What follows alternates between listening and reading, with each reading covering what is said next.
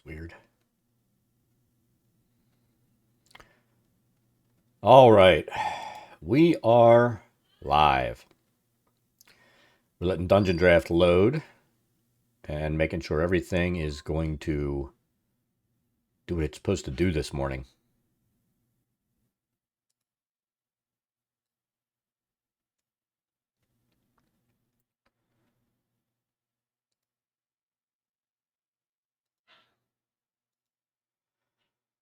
Oh,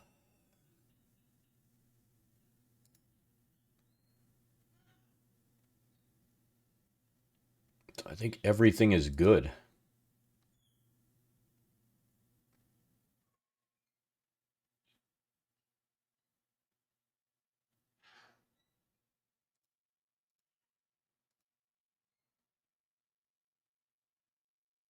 It looks like Dungeon Draft is just taking its time as always with all these asset packs. Let's flip over to this. And we'll flip one more time once it's up.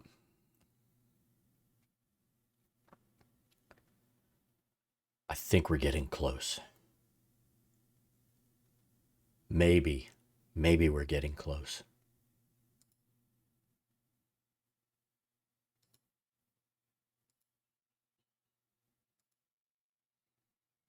Maybe.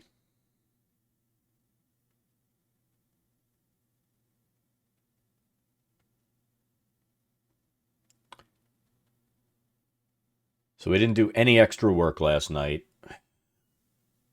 We basically ran our game, got a couple of combats in, and they were all pretty easy combats. Let's face it. The the group didn't have any real challenges. I think they faced one fire giant. They've got a room coming up where they're going to have a boatload of fire giants to fight, as well as some other stuff, which should make for a fairly deadly combat. So we're looking forward to that. Anybody that knows me knows I do like deadly combat. It's always a good thing. Let's see. So I'm going to test some stuff real quick.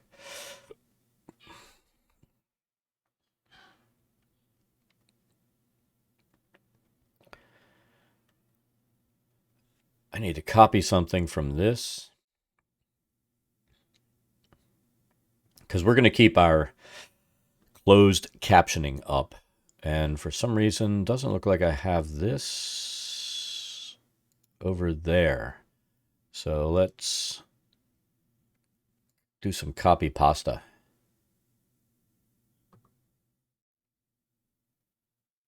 Make sure I don't have it over here.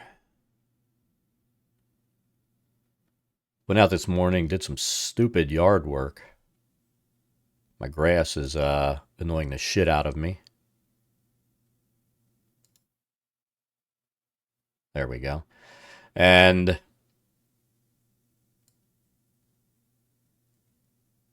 man, I talk about I work out a lot, but I never do cardio. My body said it's time to do cardio, Dad.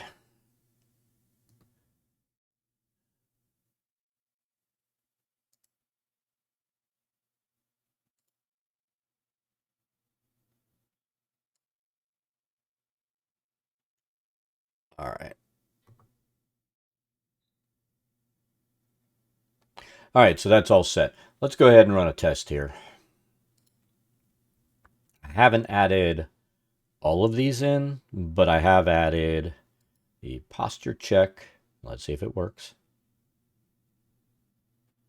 A pledge pin on your uniform. So that's working. The Dad Can't Curse is working. And I still have to add the other one. Yeah, ask me almost anything.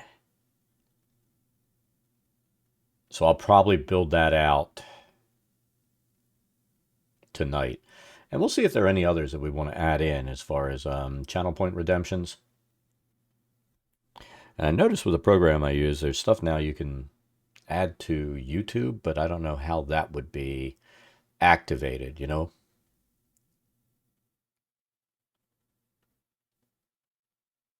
since they don't have anything like channel points. All right, so I said we were going to build out the kitchen area yesterday. We're going to put in tables through here. Let's turn snap off. You know, make this like an area where everybody can sit down and do whatever they're going to do. And then we need to go up to the second floor. And the second floor, we're going to have a common room up there, you know, for people that are too cheap to rent a room, where everybody can throw their shit down and sleep, and some actual rooms at the top. So let's get this building done, baby. Let me grab my pen for my pen tablet. We live for the pen tablet.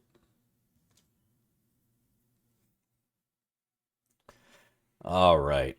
So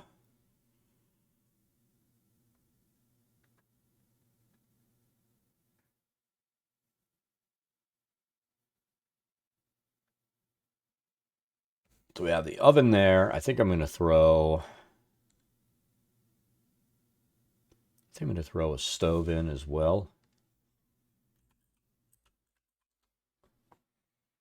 And we'll put in a big stove. A big honkin' stove. This is like a new roadhouse is the description. So no rusty stoves here. We need that under.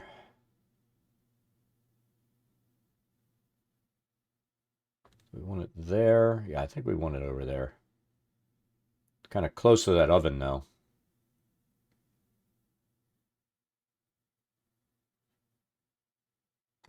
I tell you what, I know what we're going to do. Let's drop that. We're going to make a quick change to this thing. So first let's objects. Let's see if we can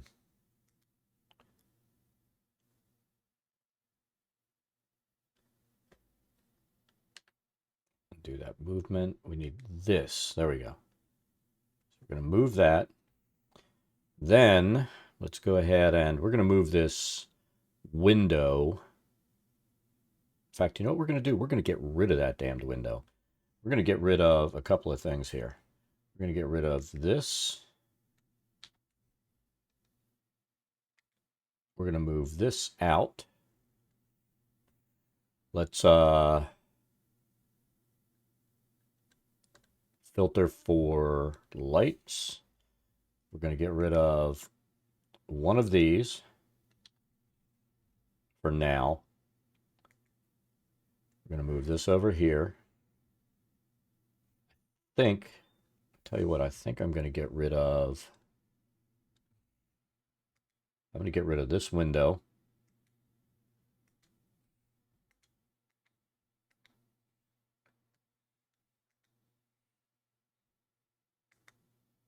Let's delete that. Let's get rid of this window sill. Right? We're going to drop this.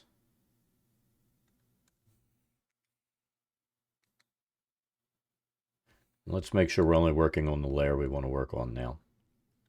We want to work on layer 3. All that other stuff is sitting on layer 2. All right, we're going to center this up on the wall. Then I think we're going to put like window here, but we'll put small windows there. And that'll make a little more sense. And let's zoom in just a little bit more.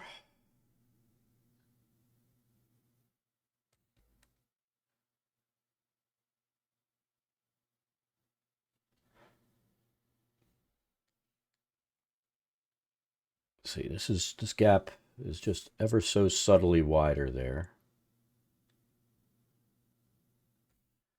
Let's do that.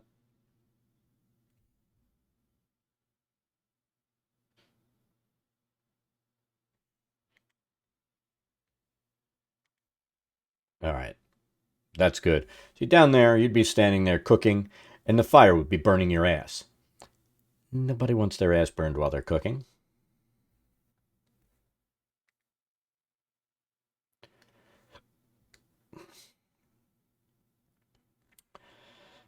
So first we're going to copy paste.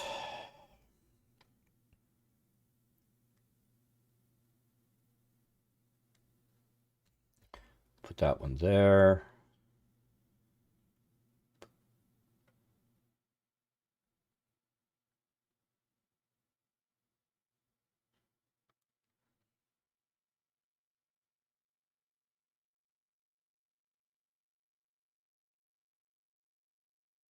Do we want that there? I think we're being indecisive about what we want there. Let's put our small windows in. That'll determine where we'll put our lights. Portal tool.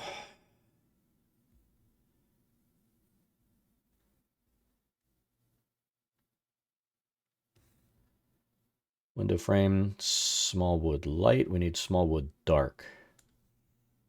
Right? So let's put one here and one here. All right, that's good. And let's finish that window off. Object tool. We need window small.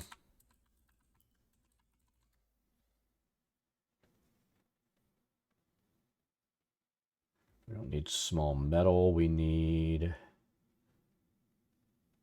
not ashen.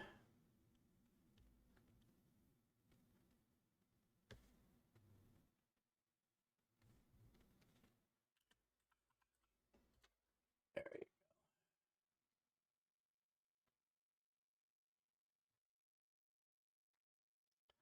going to say we want that window. That'll go on layer 3. And I do want to make sure of something. We'll do all, filter for portals only. We don't want this blocking light.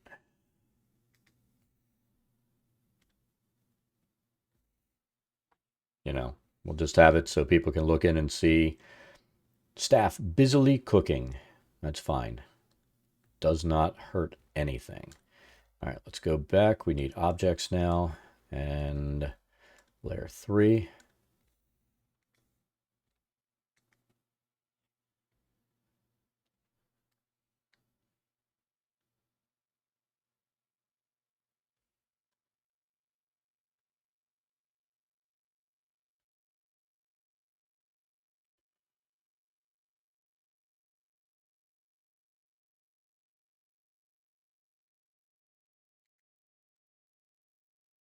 I think that's good.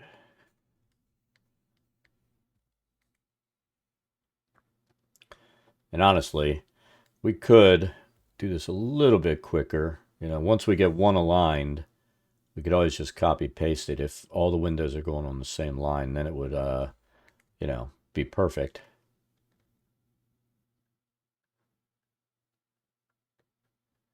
It still just doesn't look right. It's a little bit off.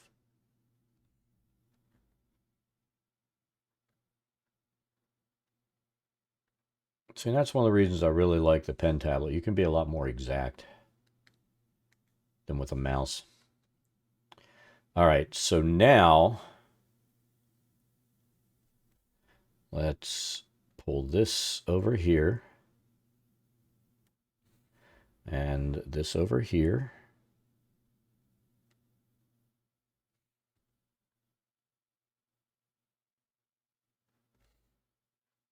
And then we need to go to all, filter for lights. There's our light that we left in the middle of the floor.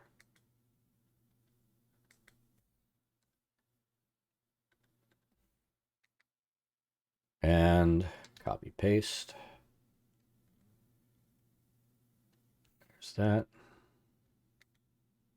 And that. And I've kind of talked about it before. You know, let's show what the lighting's actually doing. You know, if you set this light up so that it goes out 20 feet, like it should, then all these other lights are going to overlap and it washes everything out. where we're just creating small lights that indicate that these lights are on, and it doesn't have that washout effect on our floors and all the other stuff. So, my personal opinion is you're better off lighting your scene inside of the virtual tabletop than trying to do it in here, because the lights really kind of suck inside the program.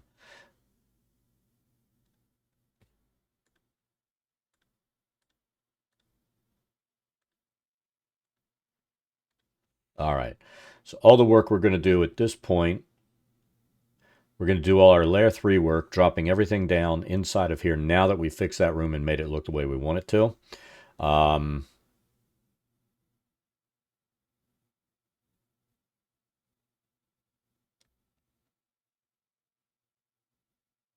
Yeah, I guess I'm fine with that one big window. And then we'll start putting stuff on top of that on layer 4.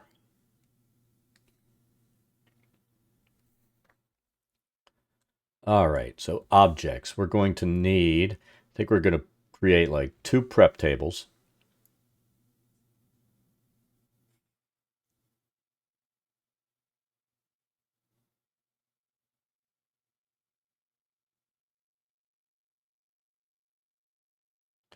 I think I need to get rid of this light or move it.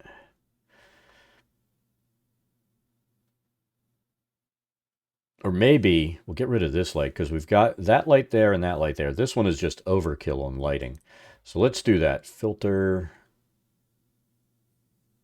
lights and objects. I think first let's we need to do all layers to pick this light up. Let's delete this light, and then we're going to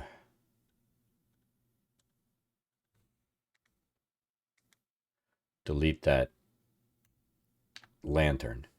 And we're going to put storage on this wall.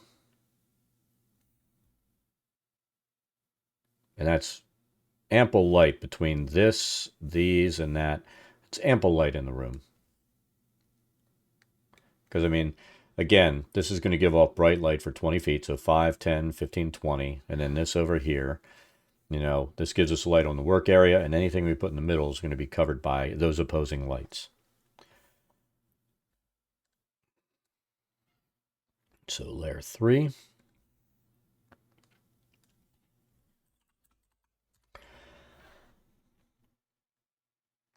We're going to put a couple of work tables down in here.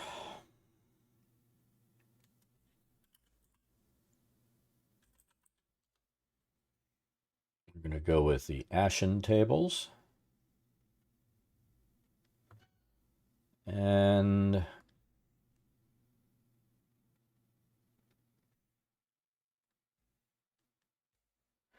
kind of want to scale this down a little bit.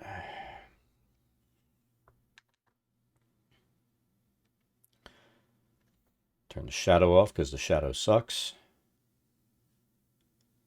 We'll do 1, 2. Then we'll do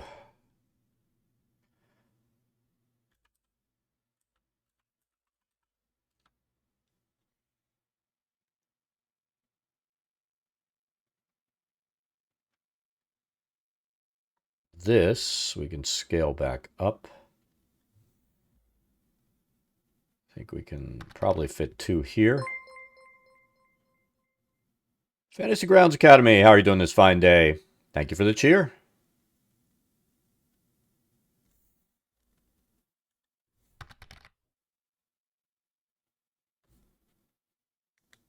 All right, so let's flip this down here.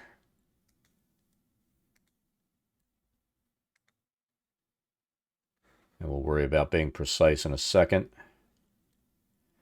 Gives us that. I think we're going to go ahead and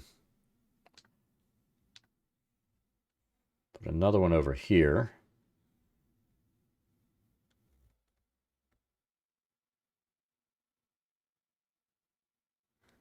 Let's put it here, and then we're going to stack some crates and sacks over there. We'll put some sacks of coal here.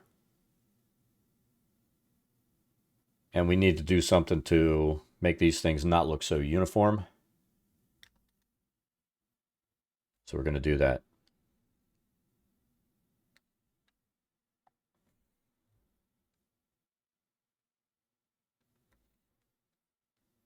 So let's get that on the wall there.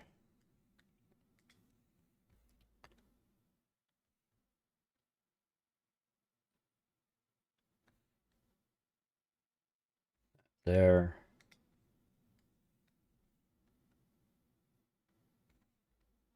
So how have you been?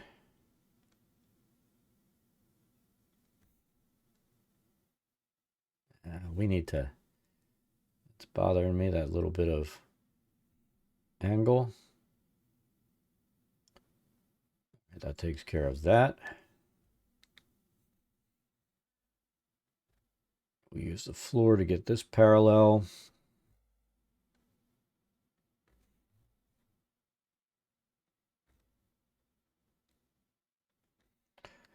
And we use this.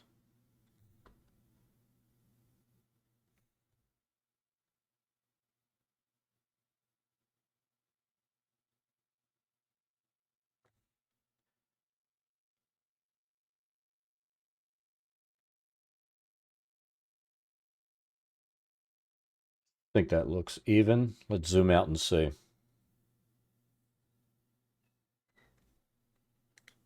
Looks even enough. I mean, let's face it, it probably wouldn't be perfect, but it needs to be. All right, so now we're going to age this a little bit.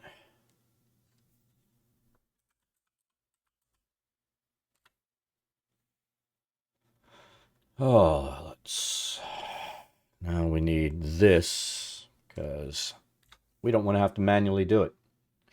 We're going to be lazy bastards. We're going to take it down about this size, I think.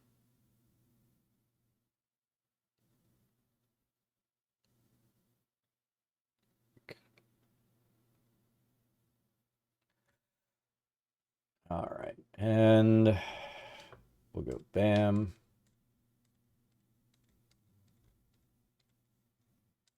Pick a few bigger, longer ones. Let's set our color. We don't want that. I think we want these. We'll pick a couple of these too. Our customs that we set up. We don't want that one. We need this on layer 3 above.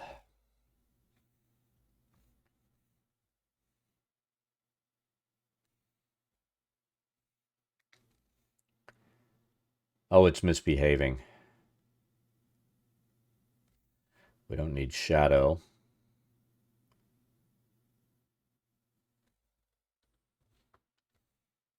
It's misbehaving. Damn you. All right, so let's go there. Let's go there.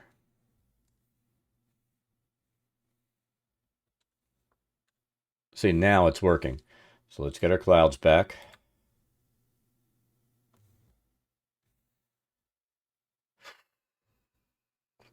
You gotta love it. There.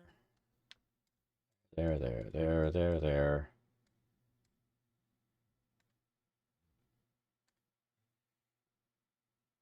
See, now it's showing up. I don't know why it does that stupid stuff. I think it does it to be ornery. But let's go ahead and start scrolling and see what we've got. All right.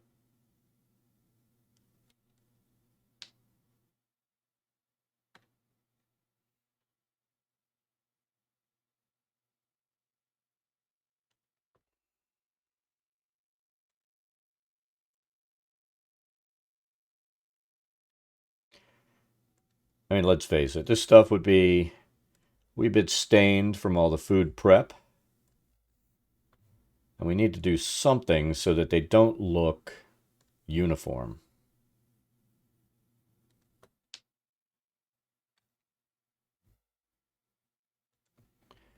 right, now we need to take this down in size, and we're going to do the same thing to our cupboards that we created.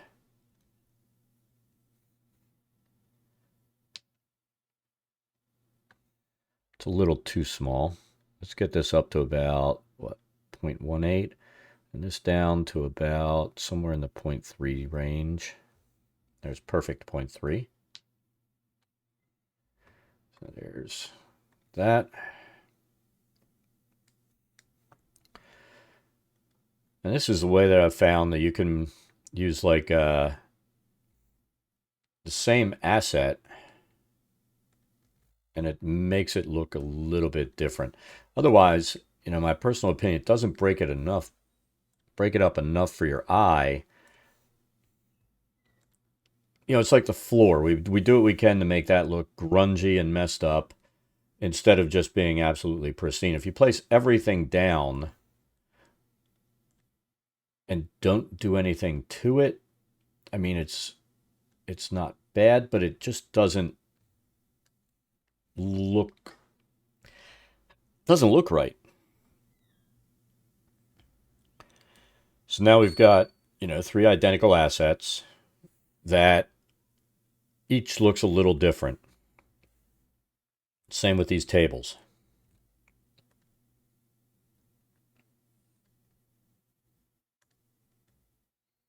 And you'd have different stains from all the different stuff prepped and cooked. Now we don't want this to be rusty, but we want it to look used.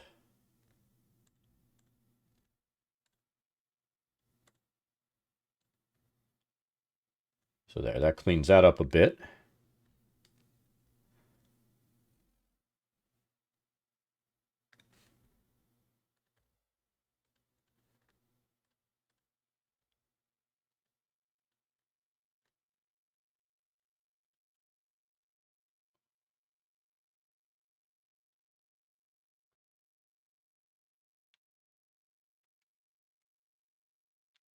And then a lot of this stuff will end up being covered over because we're going to put stuff on top of it.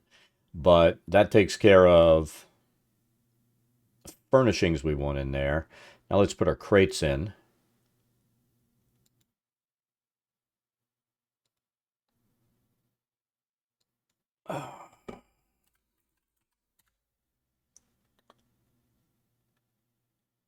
So we'll need some stuff over there. Do we want really big ones or what do we want?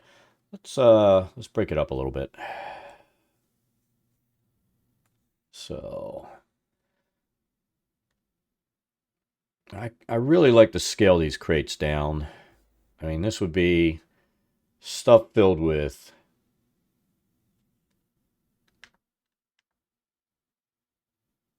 food. It wouldn't come in a massive 5x5 crate, let's face it.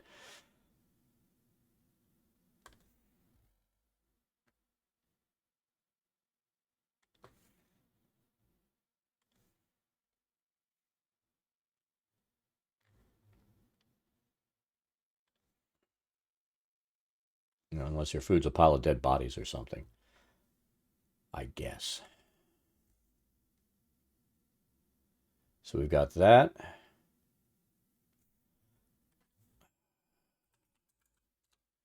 We need some sacks.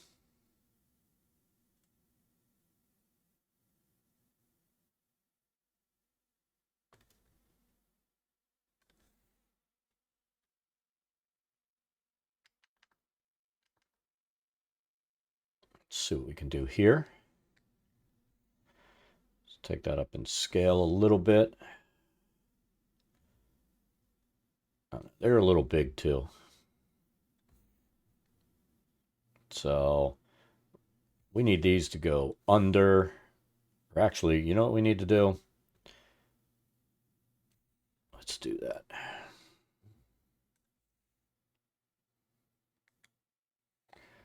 Filter objects. The light doesn't matter because that's sitting on a totally different level. And we need layer 3. I'm going to pop that to layer 4.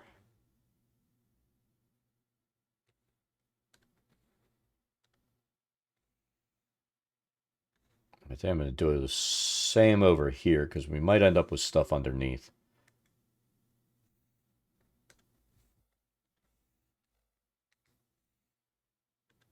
And we want to be able to work on that, what we consider our ground floor layer,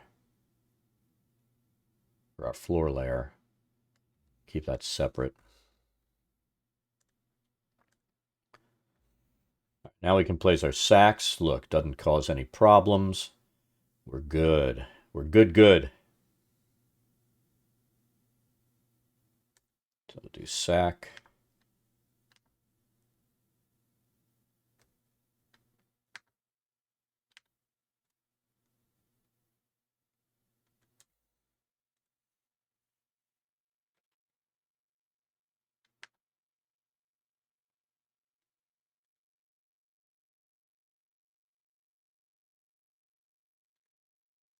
It gives us some stuff there.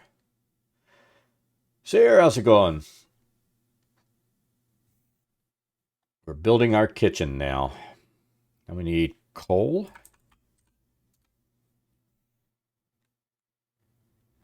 So we're going to have some bags of coal over here.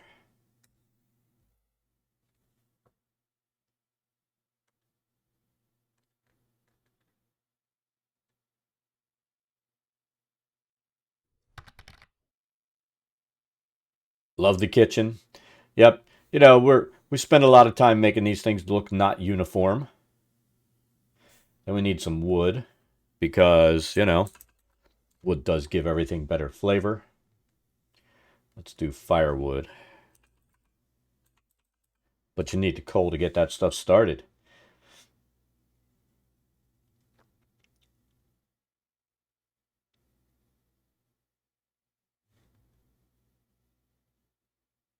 I don't like that ashen pile. That looks like split wood, right?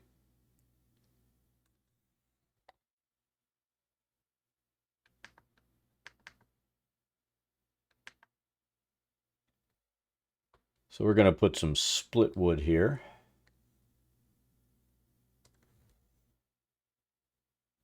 Not happy with that color, though. I guess we can do... I think we're going to do this. Place that, and that. That gives us a pile there.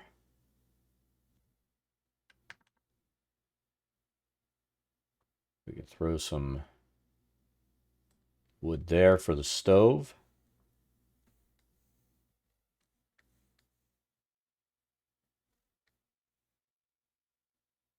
And that's got... I think that's got everything we're going to place on the floor in here. Then it comes down to decorating all the stuff. All right, let's go out to common room. We'll start setting stuff behind the bar.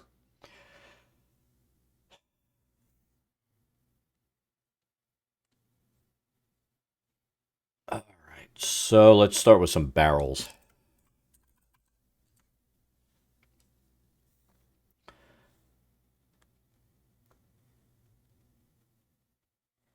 You know what? I think we need some barrels in the kitchen too. We're going to put those right by the window.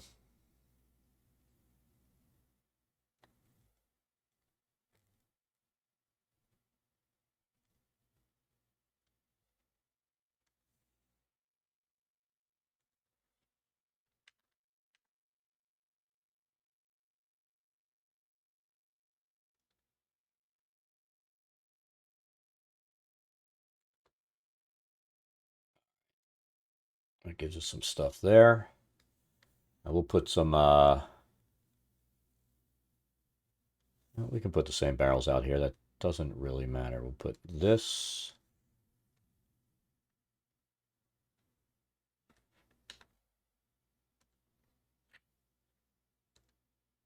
We'll put these here. They're all ready to be tapped.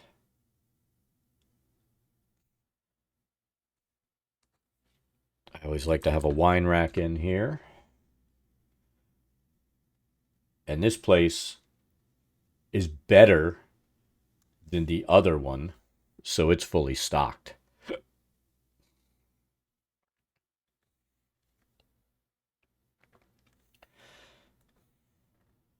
I'm going to put this here.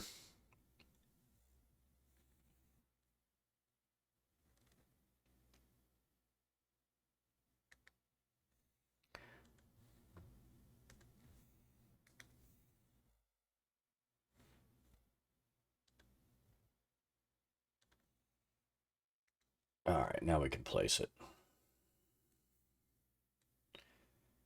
Nothing like having a fire burning lantern right above flammables. That's always a good idea. I like it.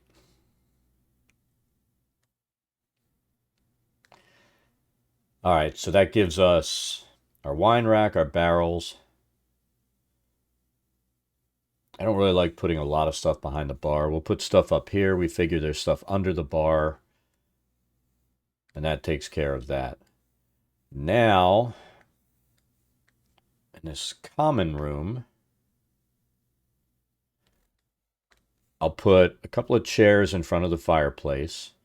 Maybe we'll put a rug there. Do we want a skin rug? What do we want? I have no idea.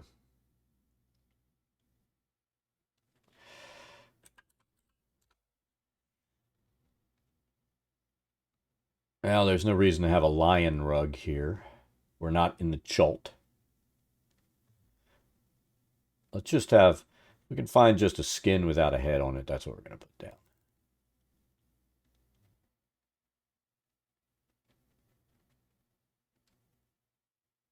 There we go.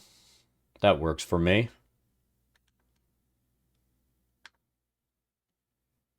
Doesn't need to be perfect. We're going to place some chairs.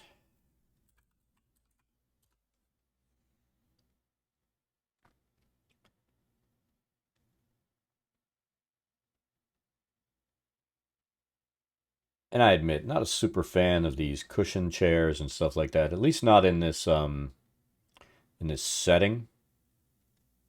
Yeah, this is a roadhouse. We'll give them arms on their chair. How about that?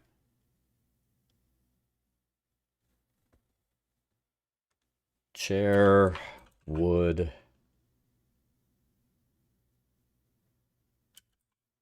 ashen. Let's see.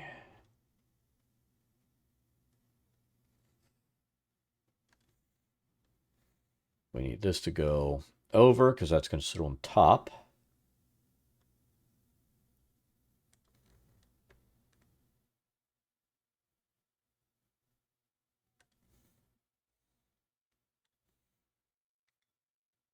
I'm going to put that like that, and we're going to put a small table in between them.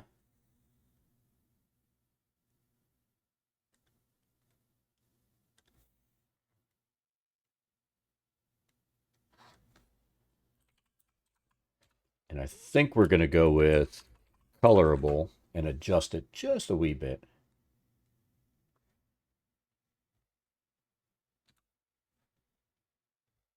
So do we want a square or a round?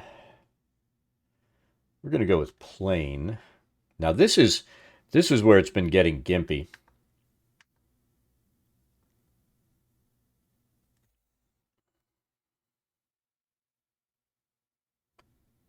It's been doing some weird shit when we decide to do some colors.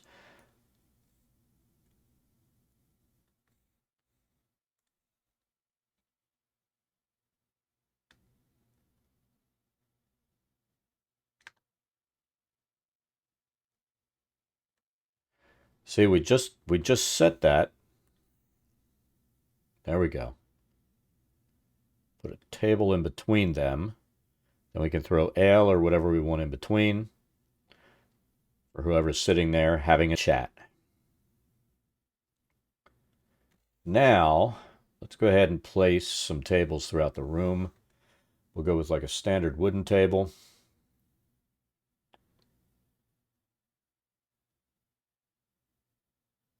Don't know, I think I like the thinner slats. Let's take it up to full size. Place, we're going to place one down here. One down here. Tell you what, we're also going to do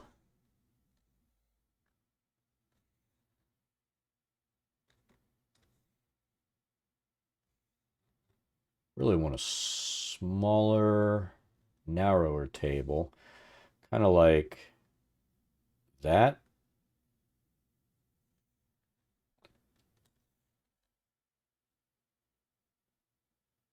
Take this up in size just a little bit. We're going to put 2 chairs there. If somebody wants to sit by the window and peer out, they can do that with 2 chairs. Probably going to relocate that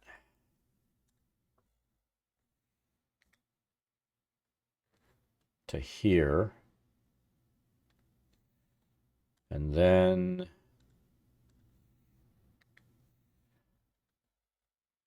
we're going to relocate this to where the light is. Go back to user layer 3. Objects. All right, so this will be a little table here. We're going to put 2 chairs. Now we can put 3.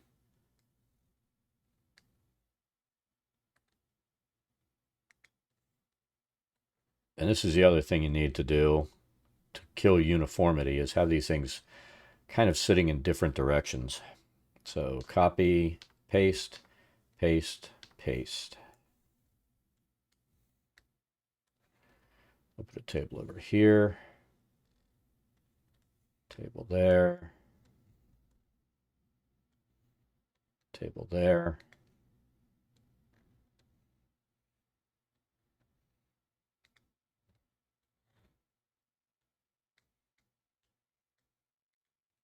And table there.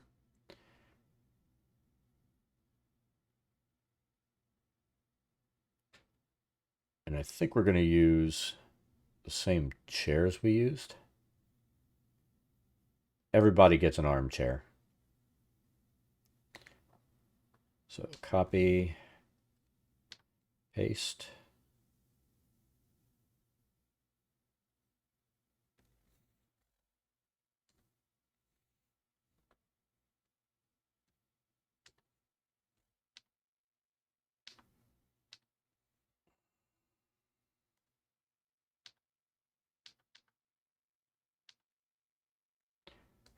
One, two, three,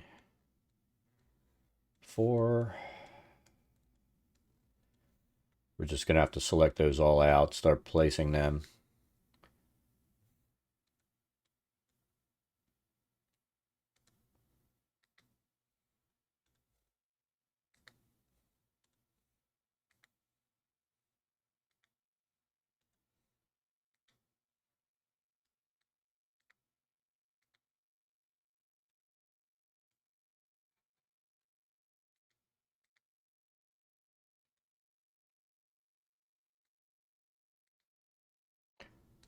You need to give me a keystroke for send to back. Then I could set a key on my tablet.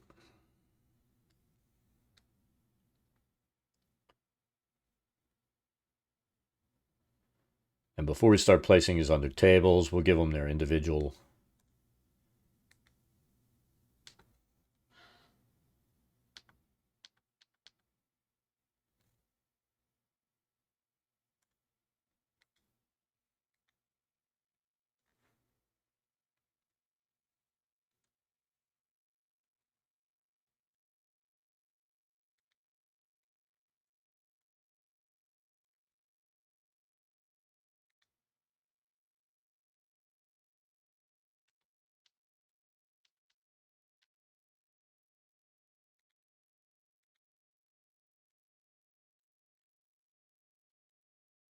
all those to back.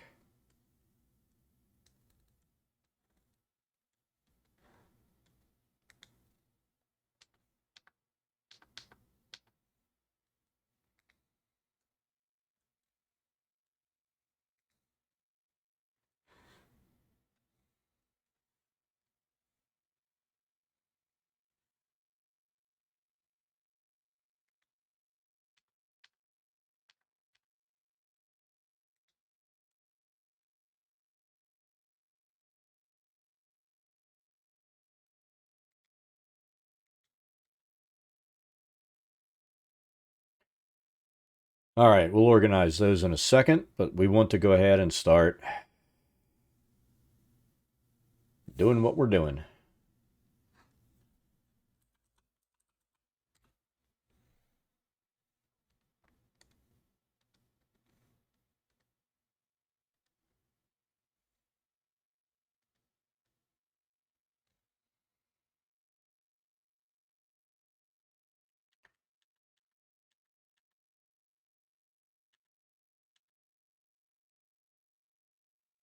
Let's set these in place.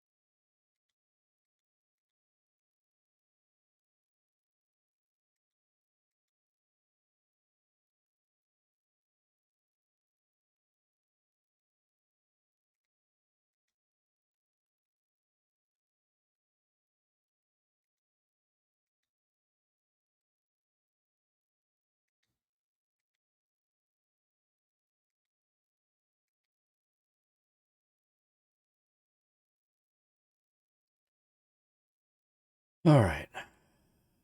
Now we've got our scatter tool set.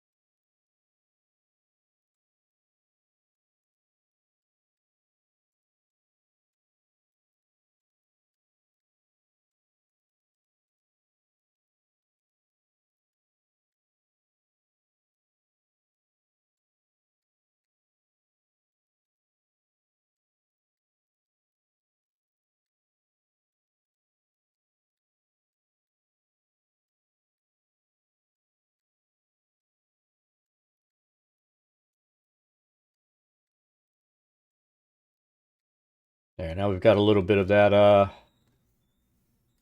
used and lived in look.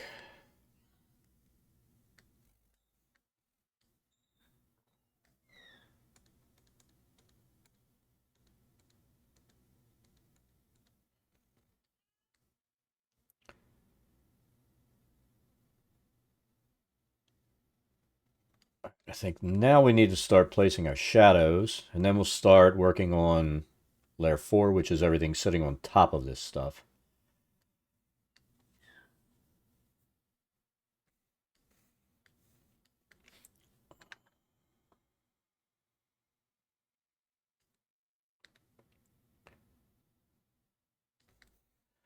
All right, we'll pull our pathing tool.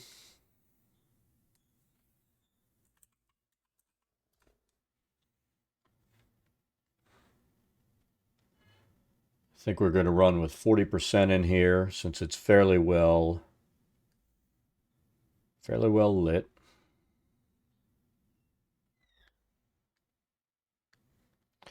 Again, we can see where our lighting's coming from.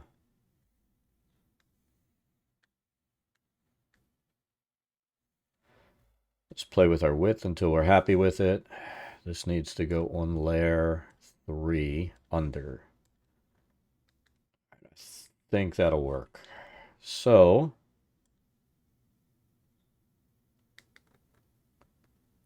light's coming here and there. We're going to say, just have a subtle shadow here, kind of coming around, and maybe just a very little bit here from the other light, the opposing light. Then we need that.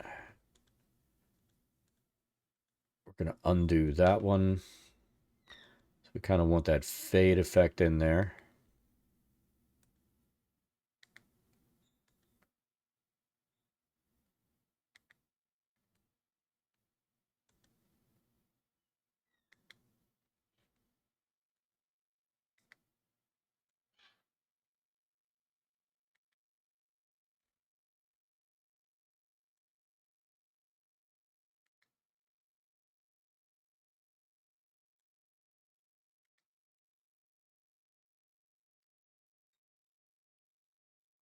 So this,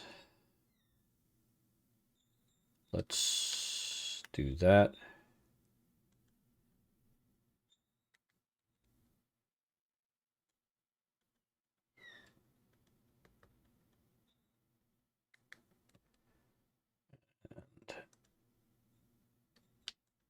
Do that. And have it come back a little bit this way. Maybe a slight shadow there. And ever so slight there. So this is casting light across here. So we're going to want this to come out more like that. And then this across there. Same thing, kind of coming out and across.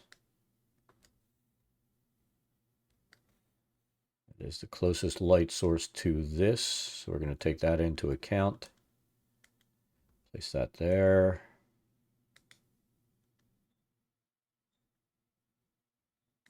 There. Have it come out here. There. We're going to put this one on top. Oh, it's not going to do it.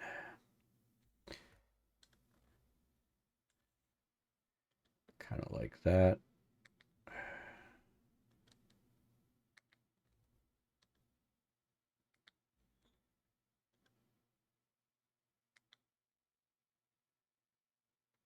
Takes care of those shadows.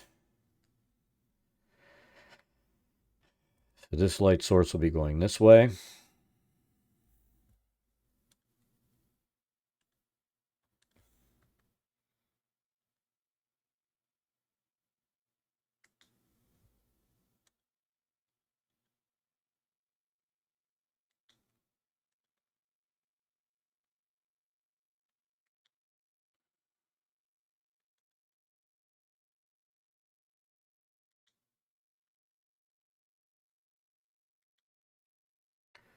Again, coming out there.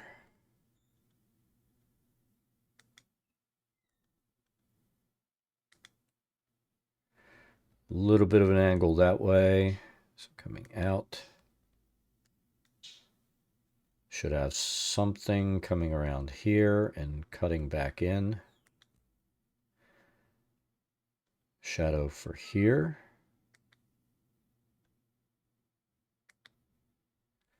We'll need one on top of the chair for the arm. Let's take it down just a little bit. Kind of like that.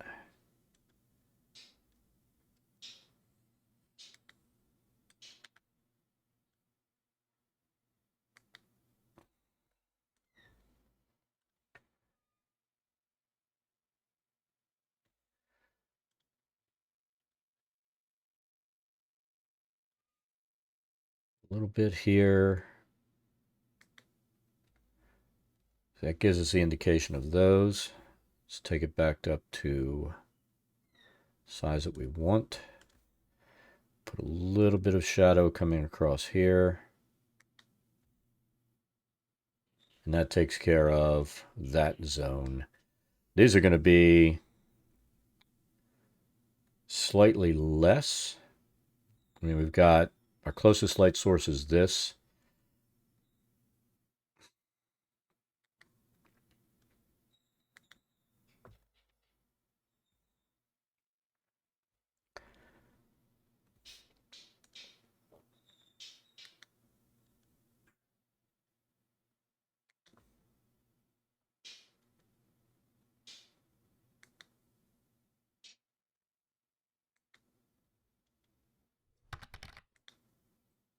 Hey, Phantom, how's it going?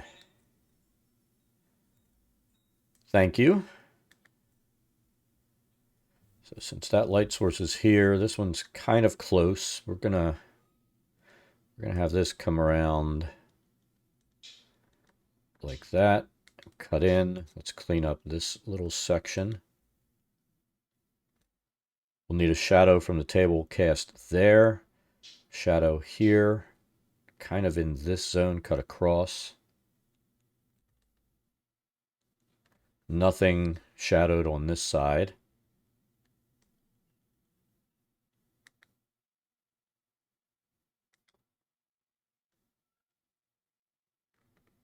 Go like that. Like that. That would stop a little bit there. A little bit underneath. Then it's going to angle out like that on the floor for our table. Should come across here and here.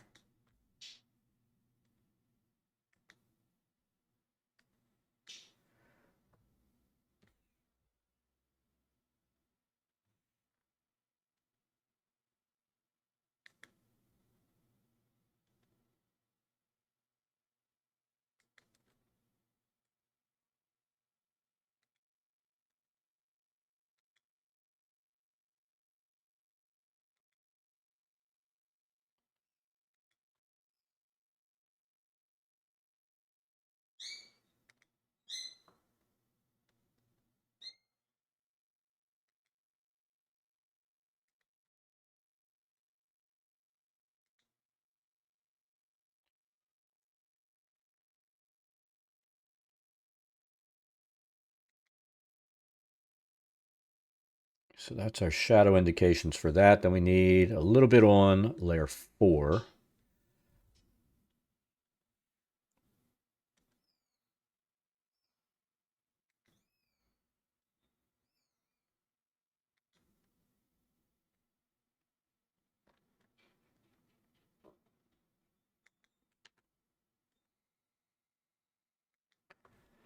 Cast from the table down.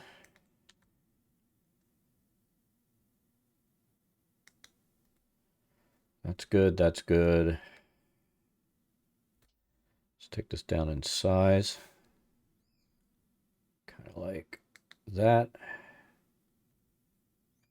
And that.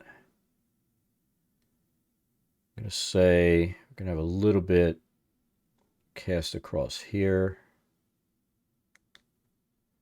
as well as across here.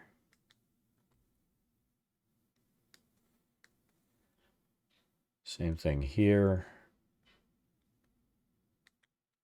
Just got to be careful with where we place it. You don't want to leave that lighted area, and you don't want to darken the table itself.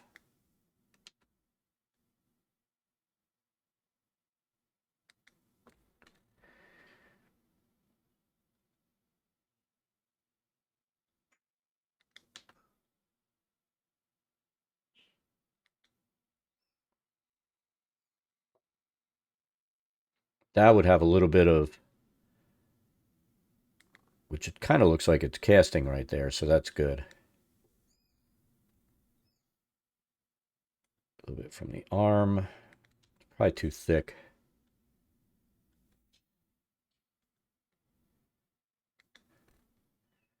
Same thing here.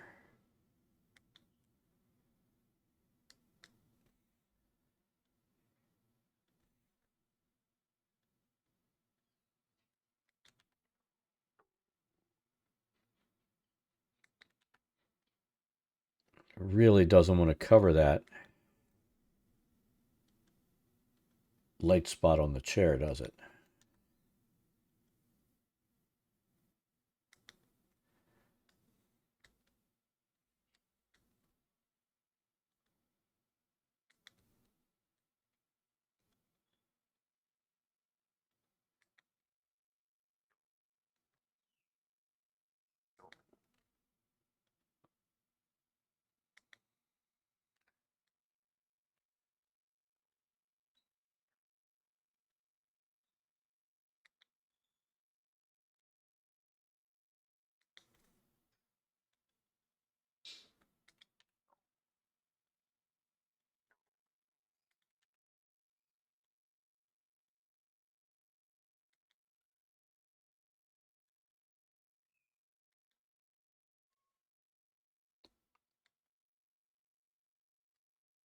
All right, so I'd say that's gives our indication of dimension there, or dementia. Oops, wrong layer. Need that on layer 3 and under.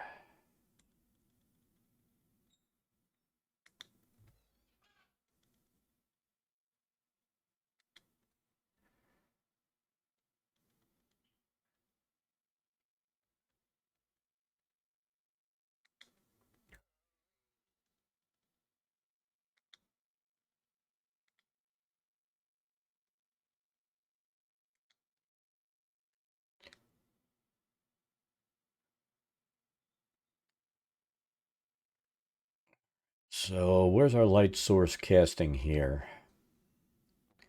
So we need a little bit of a wide shadow coming down from the bar itself. And that's going to kind of go away because we have this light source here coming in.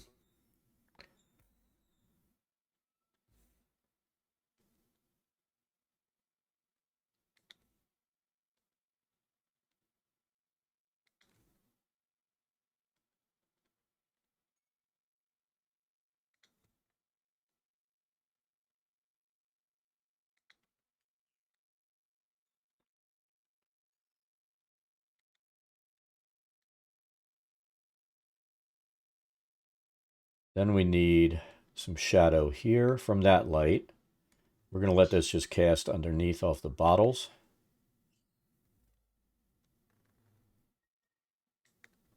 And a little bit there.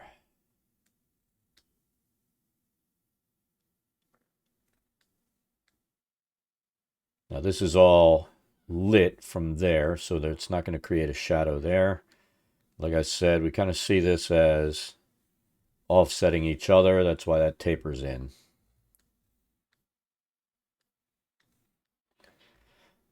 All right, let's check our sources here.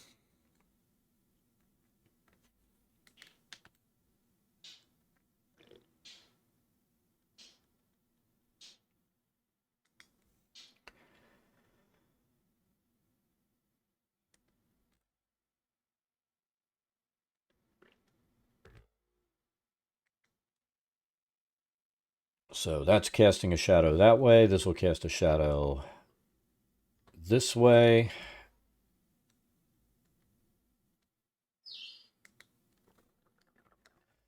This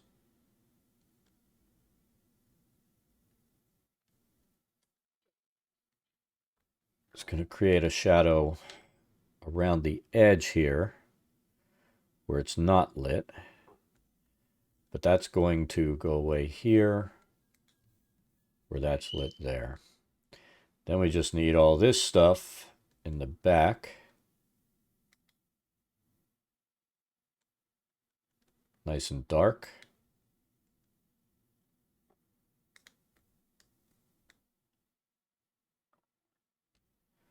Create a little bit here. We only want that to, indicate the dimension there.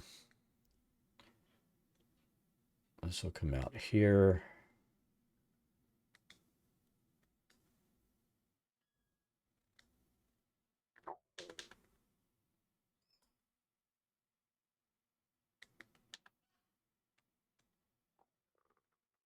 Honestly, it's probably going to be more like that.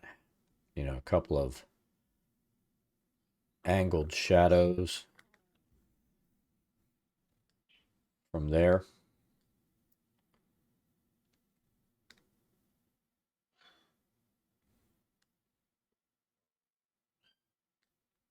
Might have a slight angle here.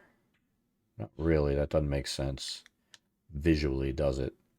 Since the light's coming this way, this corner might block just a little bit. And then anything here is going to be fully lit. I mean, that'll create a little bit of a shadow there and there from the light. Now this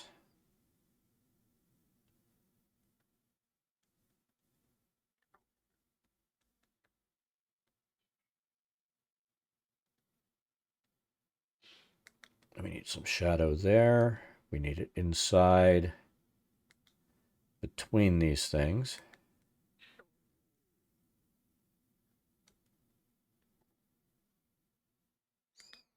There. Definitely need shadow in the corner.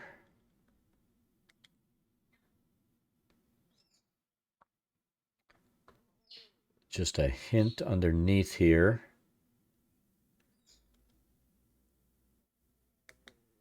Cast down. And then we need something on top. So we've got to throw that on layer 4. So that'll be like that.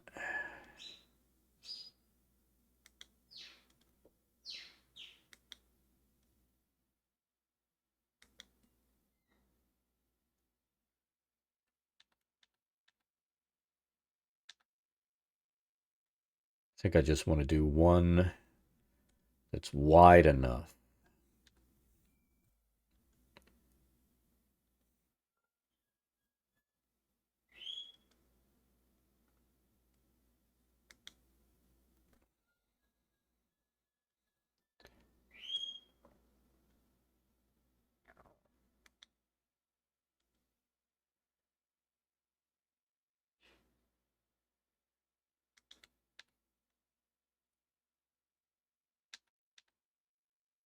Let's zoom in.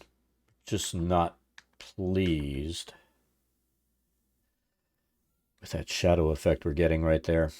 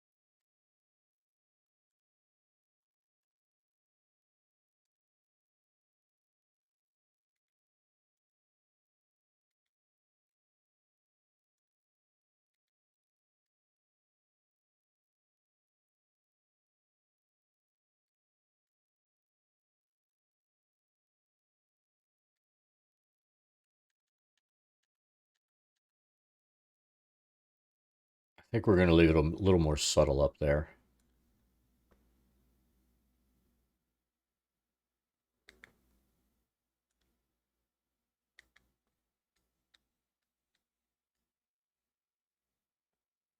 All right, let's zoom out and see how it looks.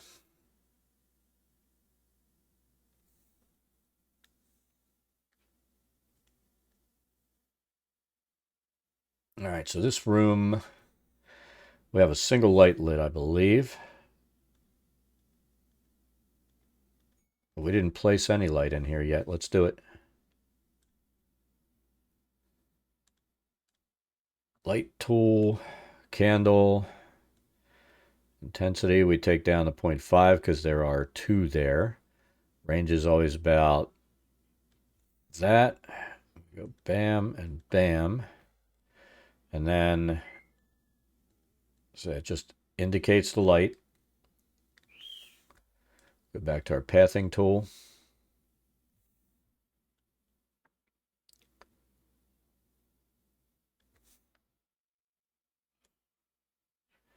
So we need shadow there.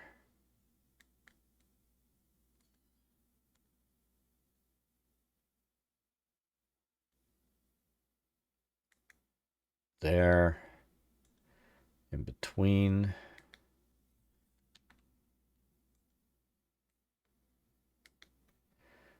Over here. Let's see, this is going to kind of angle out there. Always shadows behind that.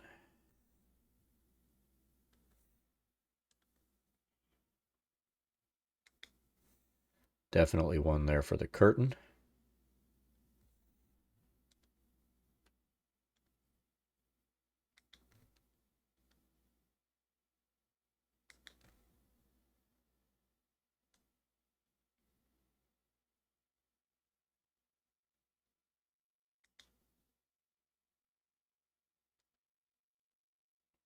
Oops.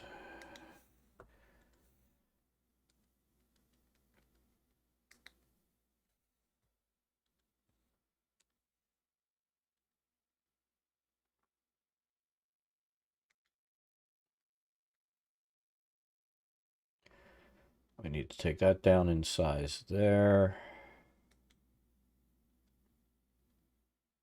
There. Cast a bit of shadow across the bed.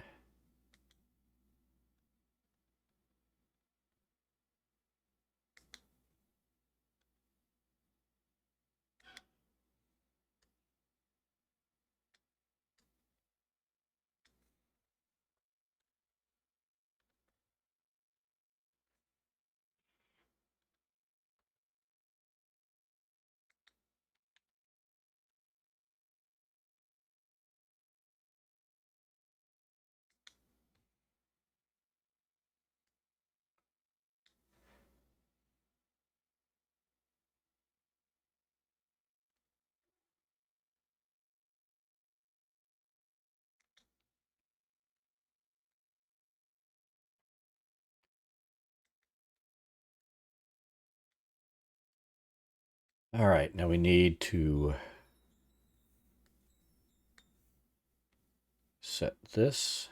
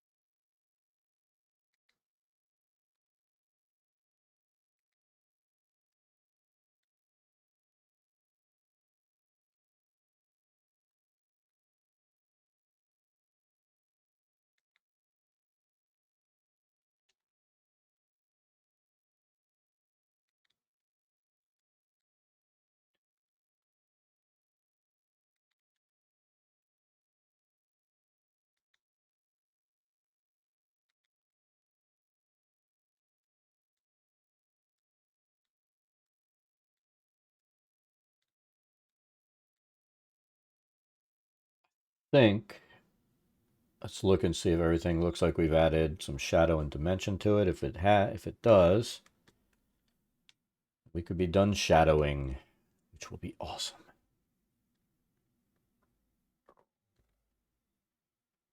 Come on. There we go.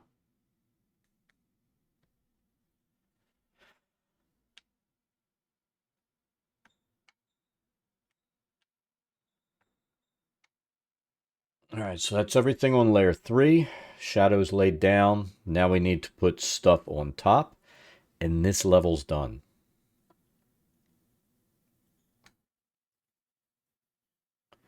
Then we get to go to the second floor that's just plain looking and make that look nice.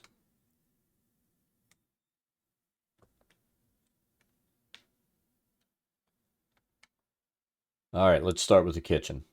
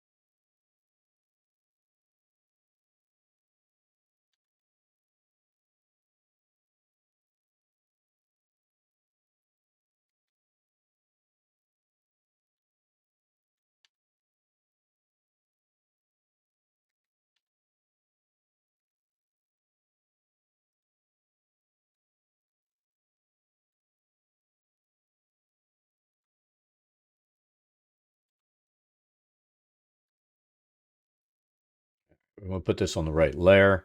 We want it scaled properly.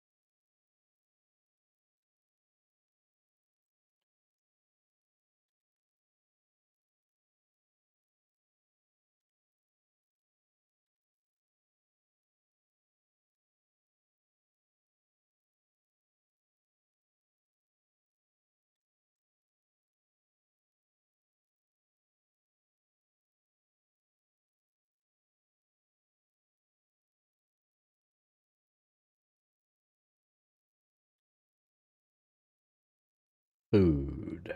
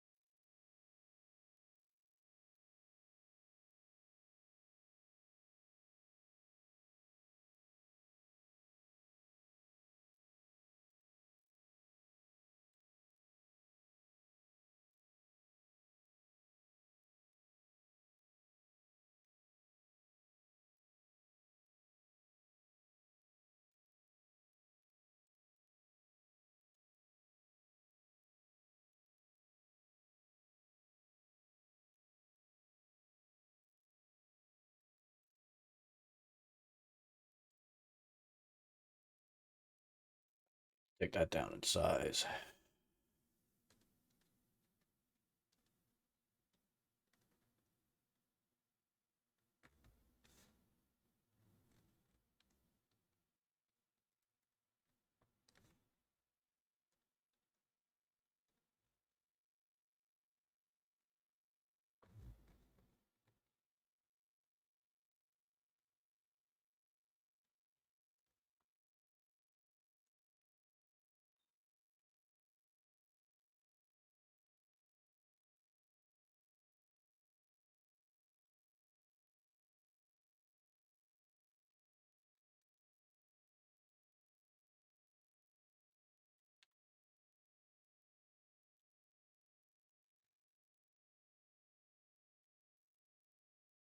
I'm curious.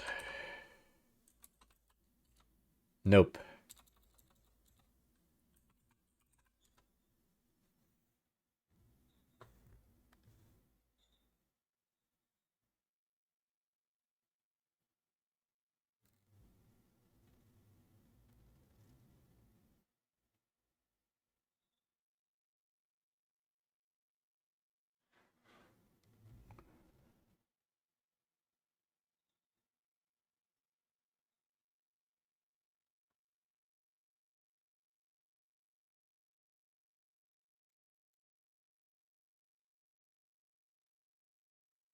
See if there's some way to drop something in there.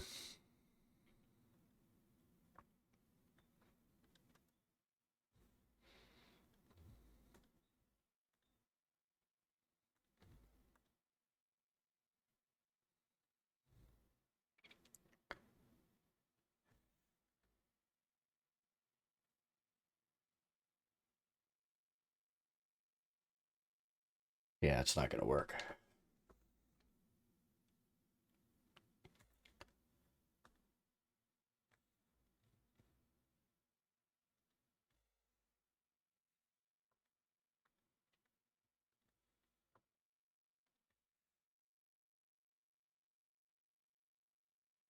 So it'd be nice if we could drop that inside that pot, but we can't.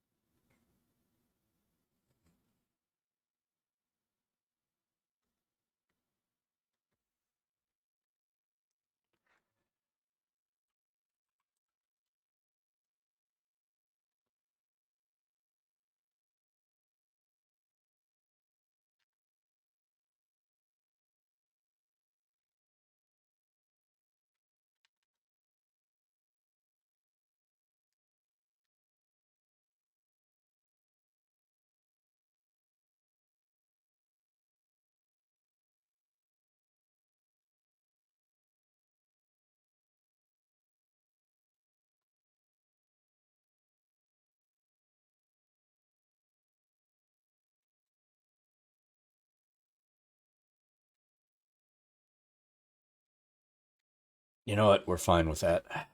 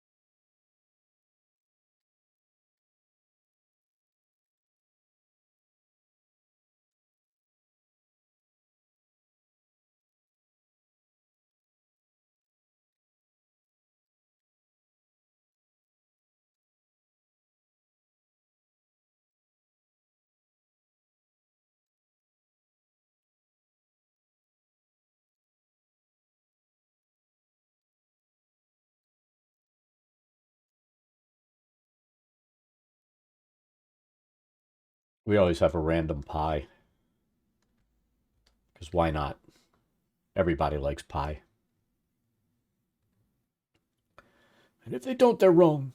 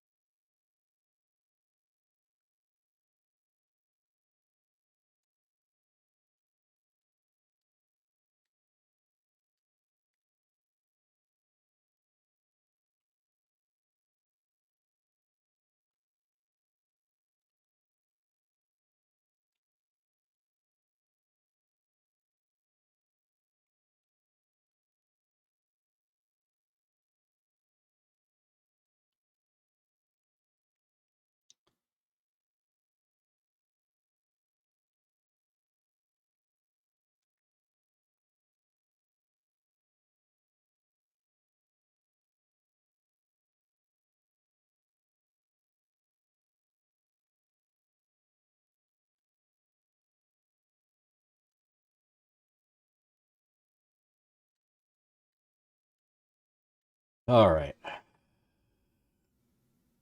It's got some food.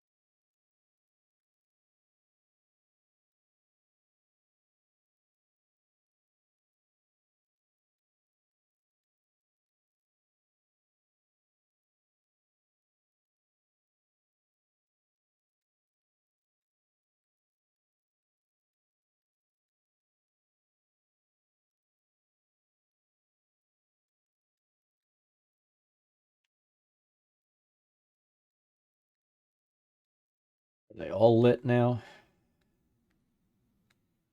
They are.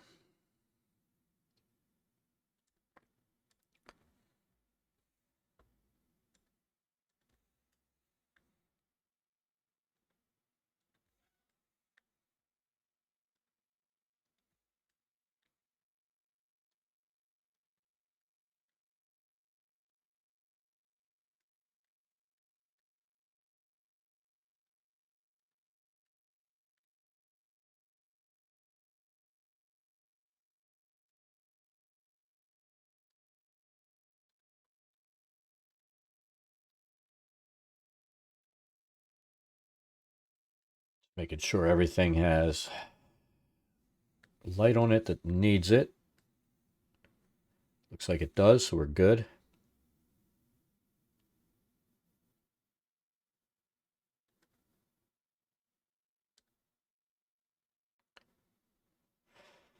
All right.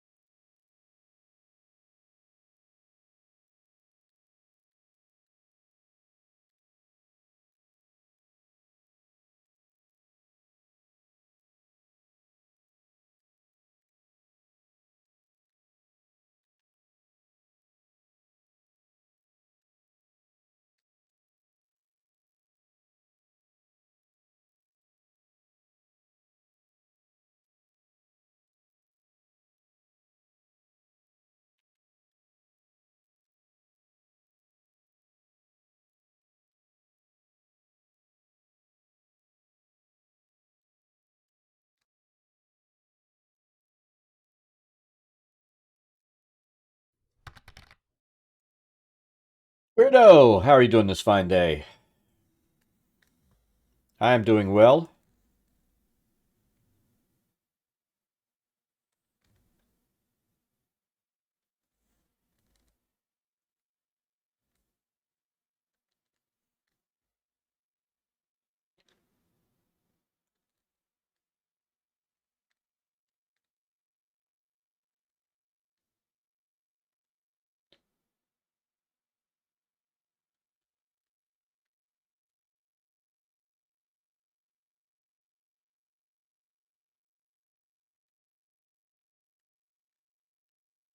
All right, I want to say that's done.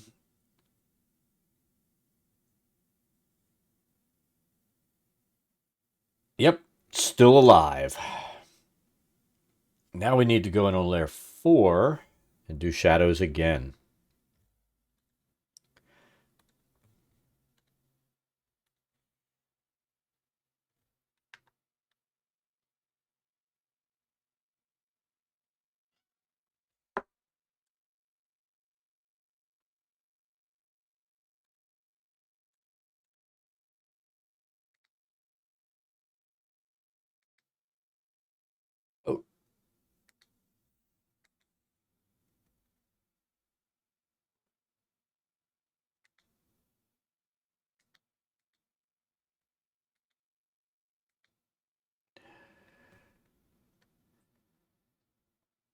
The fuck?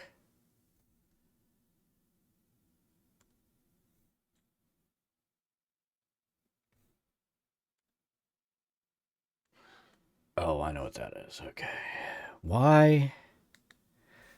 I think I need to do this. Save and then reopen the map because it's not letting me select.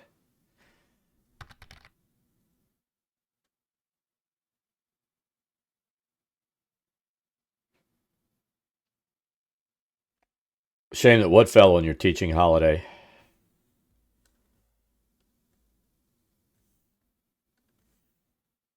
I mean, it's all good. You know, you got work and all that good stuff to do.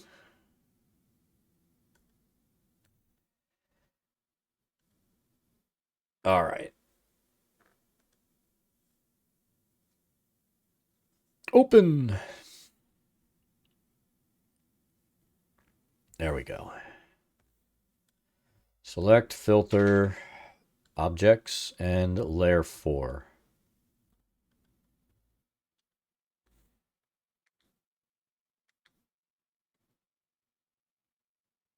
I hate when it misbehaves like that. We're going to make sure there's no other weird overlaps.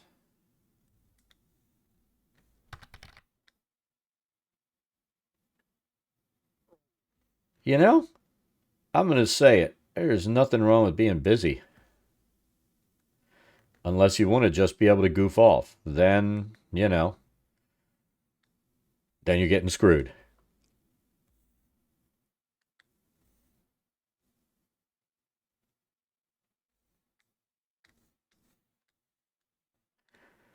Because, sometimes you just want to or need to goof off. 4 under, and we're going to go pretty small.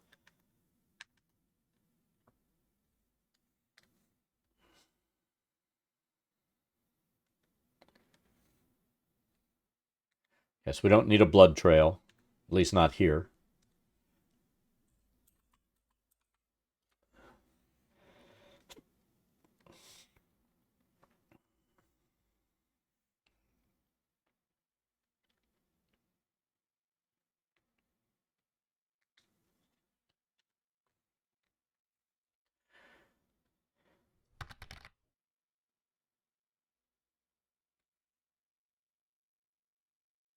Yeah, we're really trying to make it as detailed as possible, which means,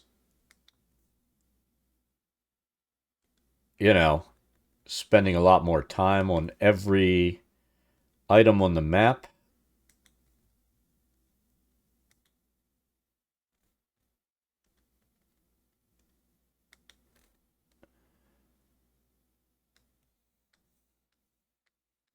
We stopped allowing the software to do the really bad drop shadows it does. And now we're worried about like light direction and all kinds of stuff.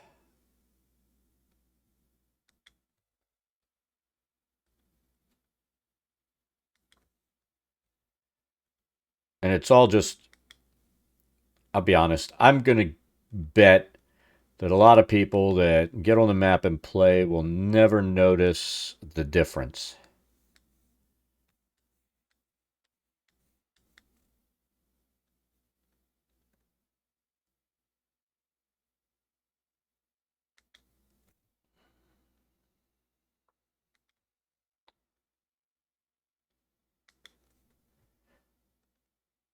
And I'll have to show you what the intent for all this is in a second.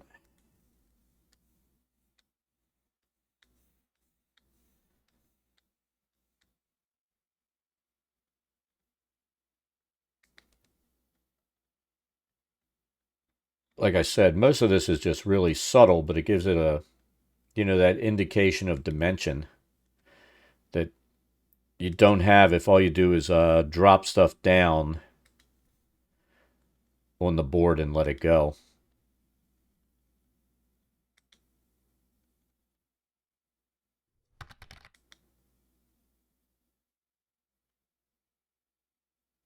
Exactly.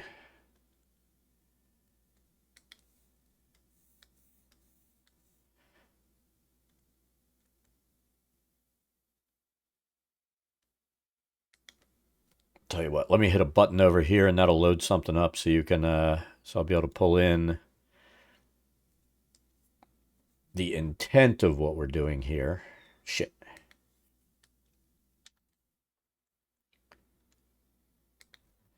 So I like this thing to be really sensitive, but there are times when it kind of kicks me in the butt.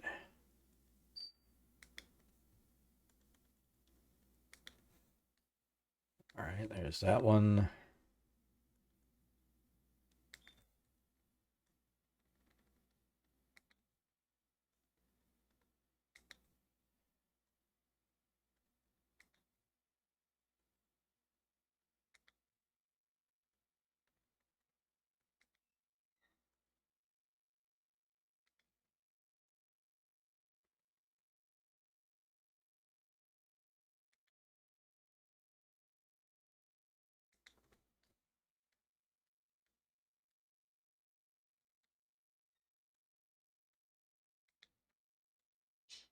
You know, the light on the wall is going to cast a shadow off of these.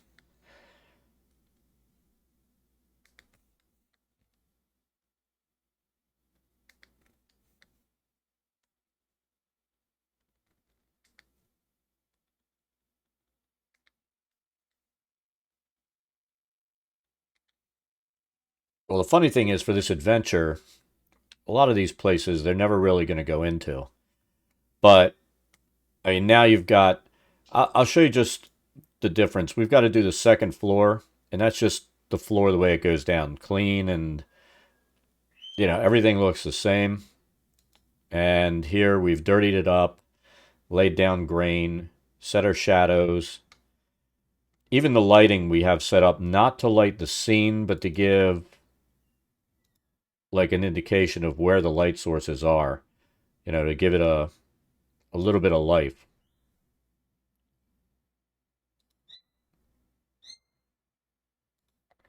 So just little things that'll make a difference.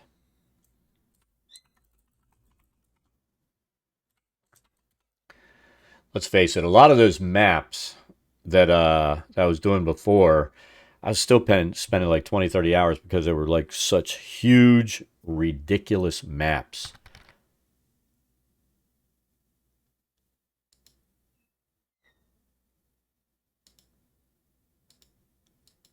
God knows how long it would have taken. And this map,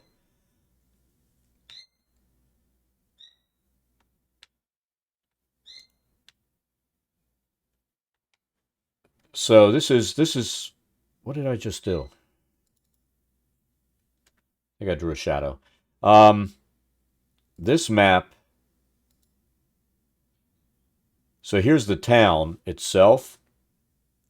These buildings can't be explored. We're building out the ones that can be explored that are named buildings in the adventure. So that's basically our first floor buildings. We've gone in,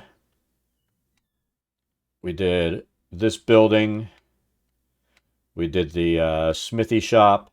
Again, the lighting's there to indicate what's going on. We did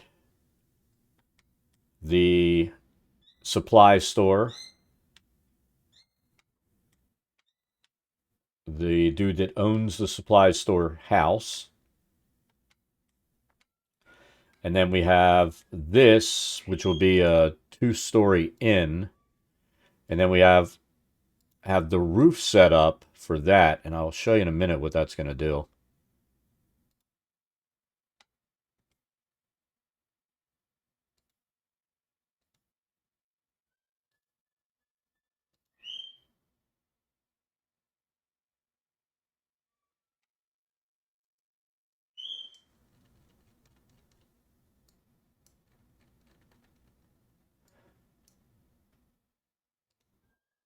All right, so this is why we're doing the map the way we're doing it. So this is when I started setting up and started testing. So it's not, I haven't popped in the completed stuff. But the idea is, while you're moving around the town, you'll see the buildings, right? Now, anything back here you can't see because the walls, but you'll be able to see the roof of the building. Once you get inside, then you'll be able to explore the building and see what's going on inside there. Now, these are all non-explorable. Let's go down to this crappy tavern down here. We did this before, and this is where, and this is a lower resolution than it should be, but we weren't happy with what everything was looking like. So that's the tavern there that we started with. And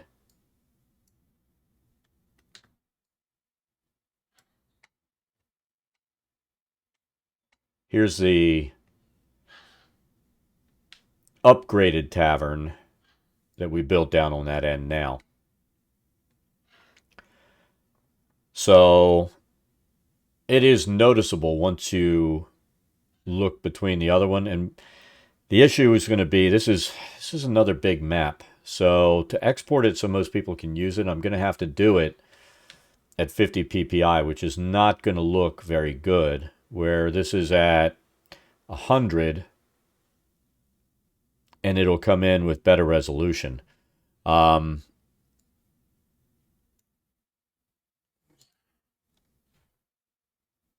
And this is where I started doing some testing with the higher resolution export.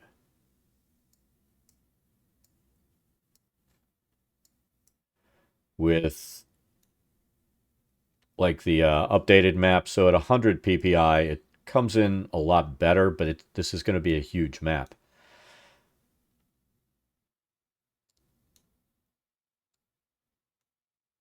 And honestly, I think the one thing I'm going to start doing with the tokens too, which this is just cosmetic if we're being honest. I think I'm going to start having them sit at 80% of the square so that it looks better. And for some reason when I brought it in, the roof was not working. So I've got to figure out what happened on this map. I know what happened. I just have to crush this scene and redo it again. But it'll look a lot nicer than, what we have been running. I can...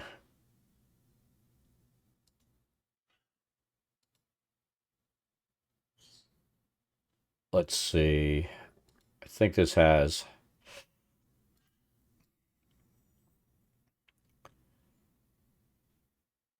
This will show a little bit of the evolution of our mapping.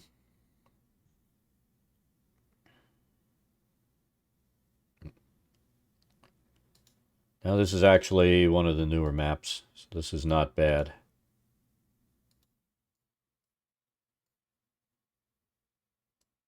I've got to go in and do some work on it.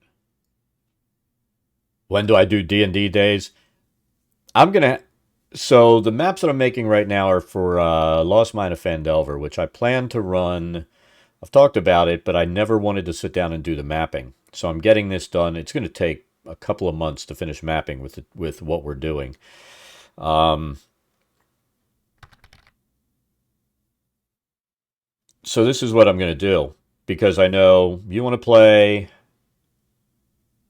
I think Tiny wants to play, and what's the other person? Somebody else wants to play. If we can get together, and what I'm thinking, if it works, is instead of trying to do it on a weekday, do it maybe on a Saturday if that works. My afternoon, my time, like 3 hours at a crack and we'll run Phandelver. But we'll need, I'm going to try to get 4 or 5 people that are new to playing, and we'll run Phandelver with the new maps once they're completed, which I'm going to redo this map too. You can see right here, we really didn't do all the shadowing. We allowed this to do drop shadows. We're not happy with this map, so it's probably going to get... I may just go in and edit it inside instead of redoing the whole thing, because it's not terrible, but I want to make sure that it's doable. You know what I mean? We want to stay consistent with how our maps look. But that right there is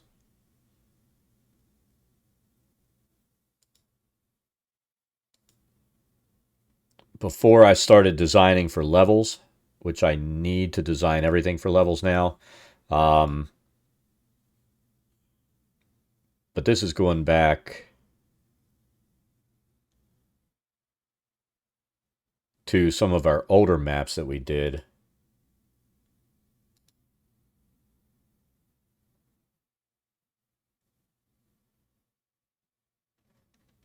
And see, it's boring. So, there's a big difference in what we're doing now versus what we were doing when we were spending 20 hours building. I mean, this map is stupid. Look at that. It's huge. It's stupidly huge. So, God knows with the 30 hours we spent building this out, that this would have been a lot worse. And this is another one I had to bring in at 50 ppi, so the resolution goes down because of the size of the map.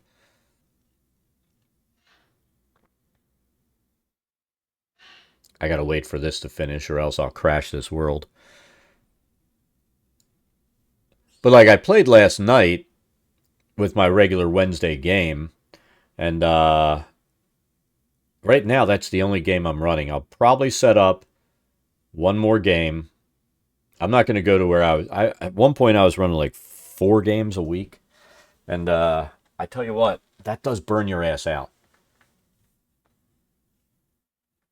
I know there are people out there that they run all the time, shit tons of games, more power to them. I can't do that anymore.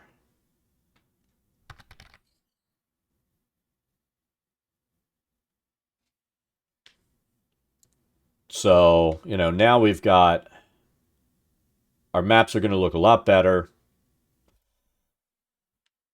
As I said, players won't know the difference for the most part, but I will. And we even have, we take the time to make sure that, this is like my light tool is somebody standing outside. So that's what somebody would see as they move along here. They'd look in if they're standing here, they'd see these people sitting here doing whatever they're doing at the table. Same thing there, same thing there. Once they come through the door, then they have full view of the room. But,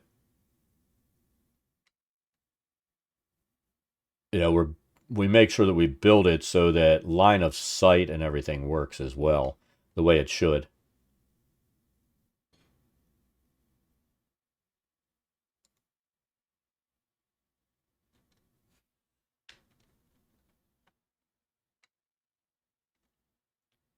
But we spent a good bit of time just getting this exterior of the town done. And you can see we came in and we worried about the drop shadows for everything in here. So, I mean, I think that took like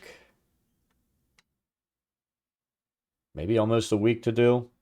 And we did, this isn't even the first iteration. I went in and I ended up blowing up the map that I did the first time and redid it with the plot set so that I could set up the way I am for the stacked levels.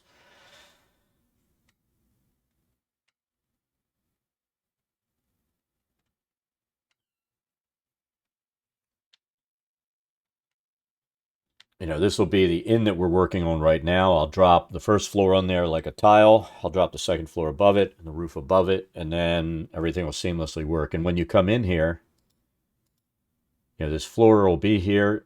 When you go up the steps and step here, it'll pop you up to the next level, and you'll be able to walk around there.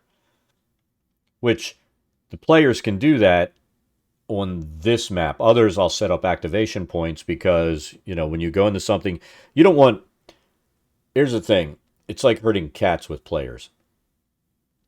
If you let them all run around, and do whatever they want, they'll be in all these different buildings, which, as a DM, I'm fine with that. But let's say you run into that tavern down the street, and the guys are in there that want to kill you, and one person goes in by themselves, they're dead. and somebody else is going someplace else where they encounter another thing. The whole group will get murdered because there's a rule in D&D. You never split the group. You just don't unless you want to die.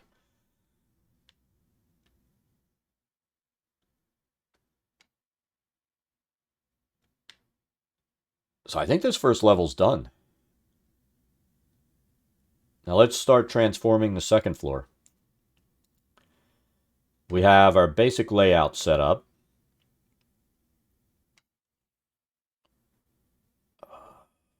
Yeah, we'll do it this way. I need to check the angle that this floor is on because we're going to start laying stuff on top of it. So we need patterns, layers, we'll do all. Let's check this and see what the angle is. 32.9 degrees. And this will be why it's important. So we're going to go in here. We're going to lay a pattern on top of this pattern. Because right now, I mean, look. Yeah, you can see some wood grain, but everything looks perfect, pristine. And wood floors don't stay like that. So let's take a look at these patterns.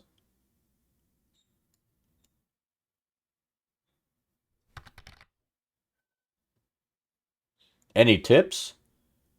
Just have fun. I mean, that's the best tip I can give you. If it is your first time playing, I mean, people generally don't like this recommendation, but my personal opinion is if you've never played before, the best thing you can do is learn how to play the game. So see that right there, that little bit, it gives us some wear and tear on it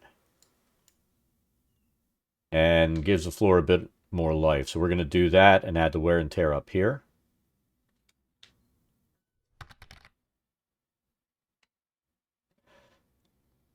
And the other thing, this is one of the things I think the internet's been bad about, is a lot of times new players will go in and they look for internet builds. Don't do that. Learn to build your own character, play the game. Don't worry about min-maxing. Just have fun and play a character that you think is going to be fun. Don't worry about, oh, this guy says this will do a shit ton of damage or do this or that. The hell with that guy.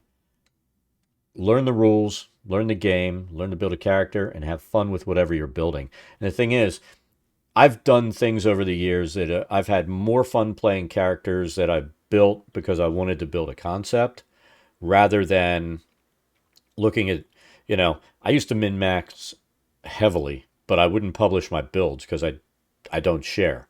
So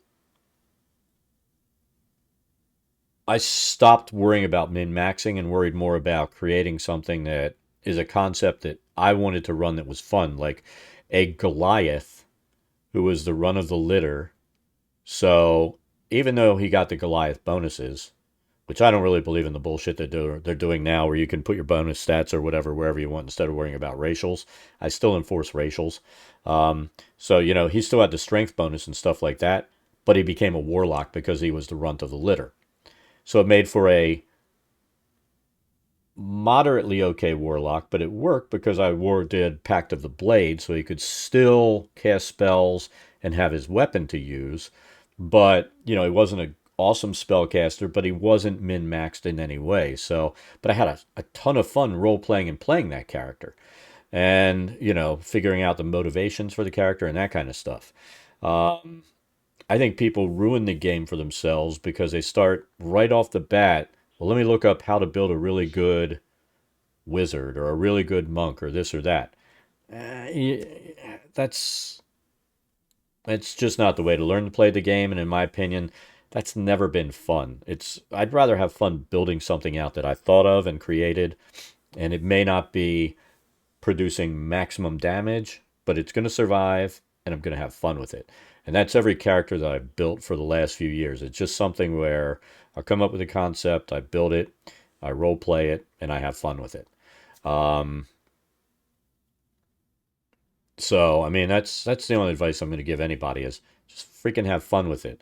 And like when I start my new beginner campaign, the only book available to the players will be Player's Handbook because I want them to learn to play the rules.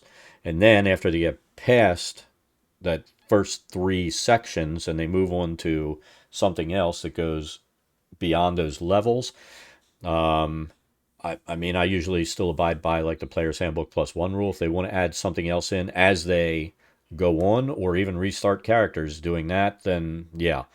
But I I'm not a fan of min maxing because it does destroy stuff for other people at the table. I stopped really liking the min max crap when I sat down, we played this adventure, and we get into the final boss, and I basically one shot it in Pathfinder because I had that thing so freaking dialed in that it was stupid. I mean, I put out enough, like 3,000 points of damage, killed the final boss, and nobody else got to do anything in the round. And that was the end of it because it was a letdown for the entire group that it was just me walking in and destroying this creature. So that's I've become an anti min maxer over the years. I just would say don't do that.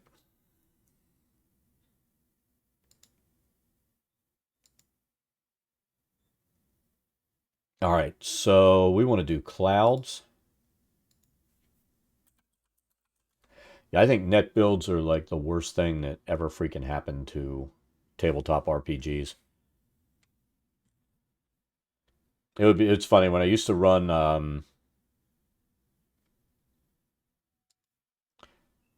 Adventures League. I had 20 tables, and I'd walk around and see what was going on at the tables, and I'd see the same freaking builds all across the place, where everybody's min maxing these ridiculous builds, and it's like you've got all these clones, sometimes multiples at the same table because it's flavor of the day, and I'm just like, man, can't you sit down? Worst case, run the math yourself and figure out how to build a character that you're going to have fun with.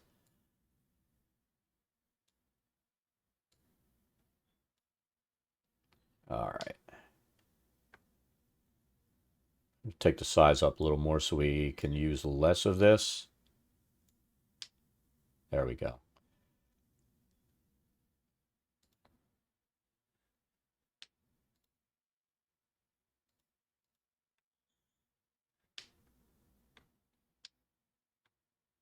So those will be our custom colors. So see, right now we still have a pristine floor.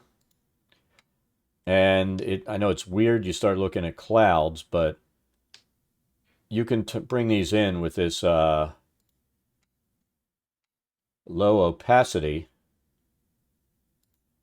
and overlay the floor. So you have it so it looks like there's been some wear and tear here.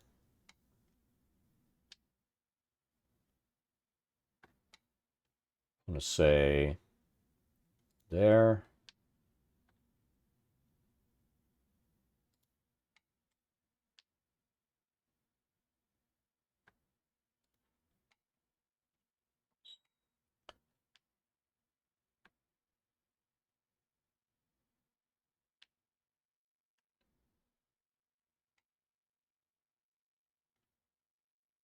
I kind of want something in there, but let's zoom in. I think we're going to leave it like that. I don't want to overdo this floor. So there, now the floor's got a little bit of character. You know, before it was just one big homogeneous floor. Now we've got wear and tear all around here. And you turn the light off, you can see where the wear is there right in front of the fireplace. It just looks better. All right, so we said this is going to be a big common room. So I think we're going to wall across here. and maybe down like this. This will be a common room. Everybody can come up if they want. They can throw their crap down and sleep. And then we'll have an entry maybe here. And I'm going to turn the grid. The grid is on. So I've got.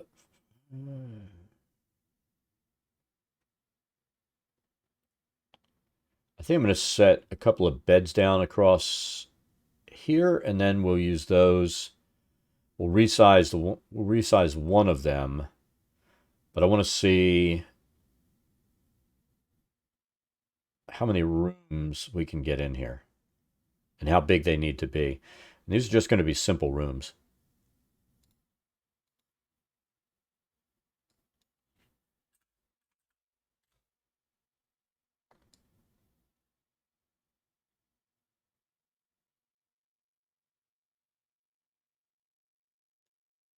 And I think the other trap that people let themselves kind of get trapped in is the idea where they start getting upset because, somebody is doing a ton of damage and they're not.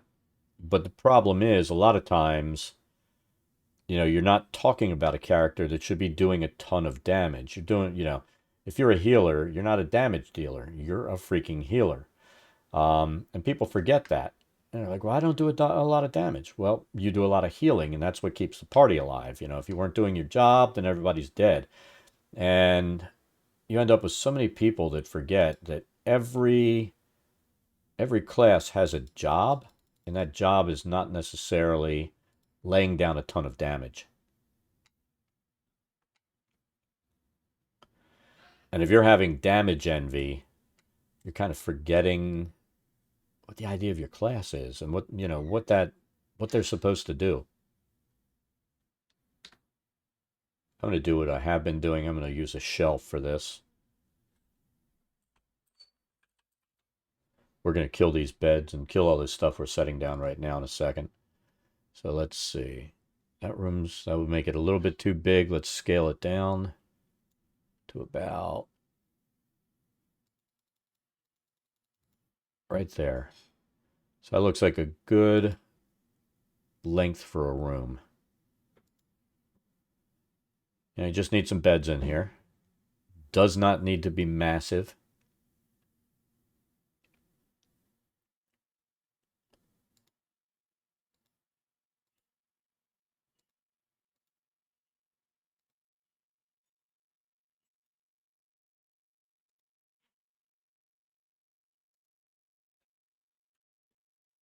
Let's grab our pen.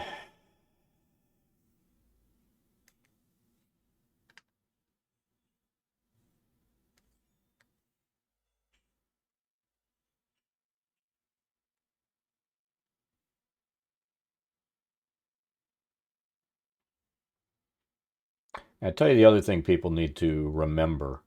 A lot of people get into D&D and they've watched like what the hell's that name? They've watched Matt Mercer run games, right? And they expect to go in and have that same experience. And the truth of the matter is, every DM doesn't run a game the same way. Um, every DM isn't into role play. Some are into combat, some are into role play, some like a happy mix in there. Light on role play, heavy on combat. You've got to learn that just because you've seen D&D played one way on some YouTube channel doesn't mean necessarily that's the right way and everything else is wrong. Every DM has a different way they run a game. I've seen where people were like, I like a DM to do voices. Well, you know what? I'm not the DM for you then because I don't do voices. But again, it comes down to how a DM likes to role play, and how they run their games. I think we use this wall down below, and we're going to use it up here. I'm just going to place my points.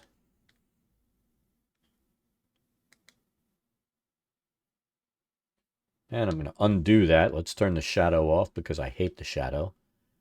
Again, we're not... Shit. We're not worried about that being right yet.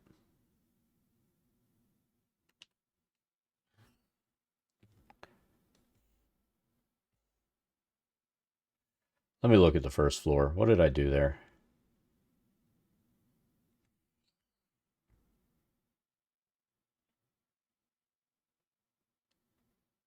Yeah, I want to say I used a light wall. Let's double check. That's what I used. And it makes sense. We're going to have the same wall up and down, wall style.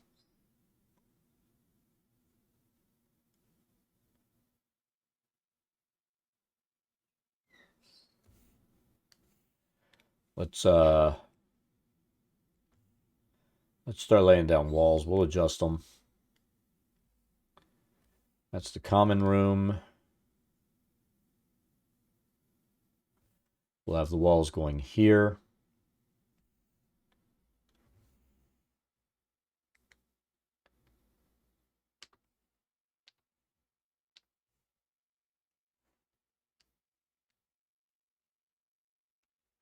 And normally I wouldn't do it this way. I would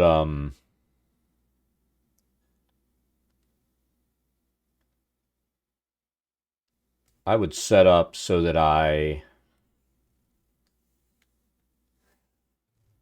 had everything square, but because of how this town is laid out, I don't have that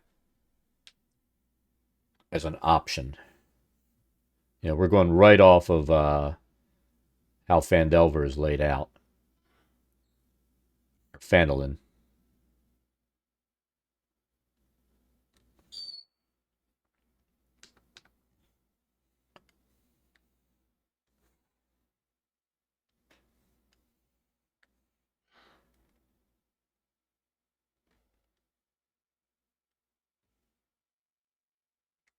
All right, so that'll be, we're going to keep the room sizes consistent. Let's zoom out just a little bit.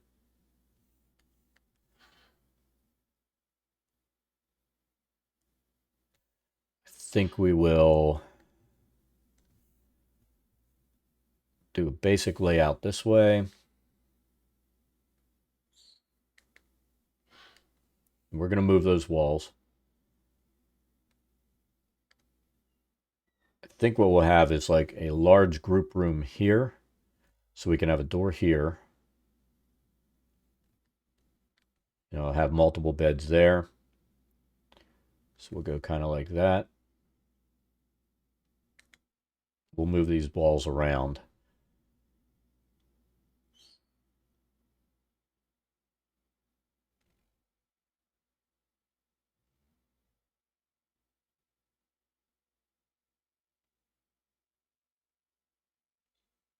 We'll have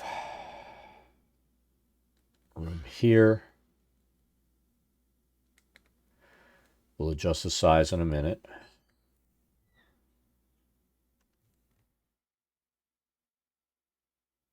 There.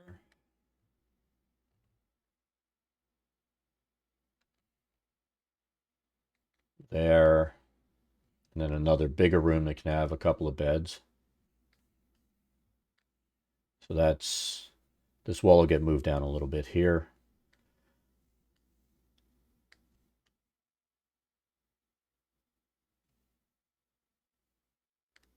All right, let's start cleaning up these walls and then getting the rooms to be a little more consistent and not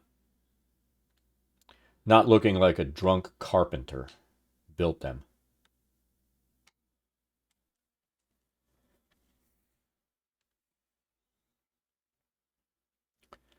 All right, so we need that.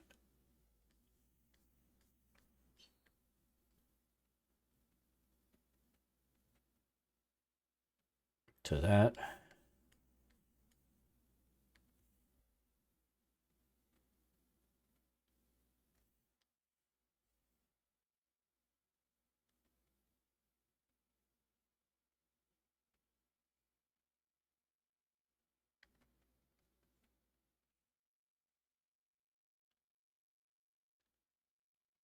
So objects on layer 3.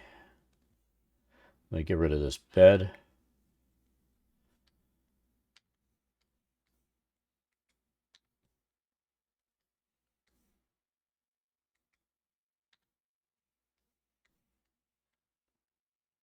So right now we're still kind of dealing with the drunk carpenter here. Edit points.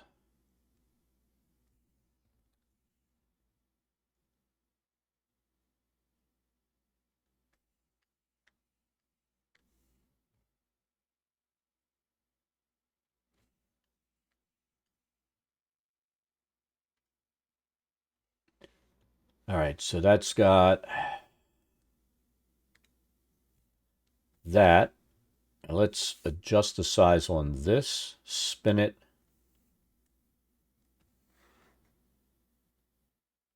We're going to make 2 larger rooms.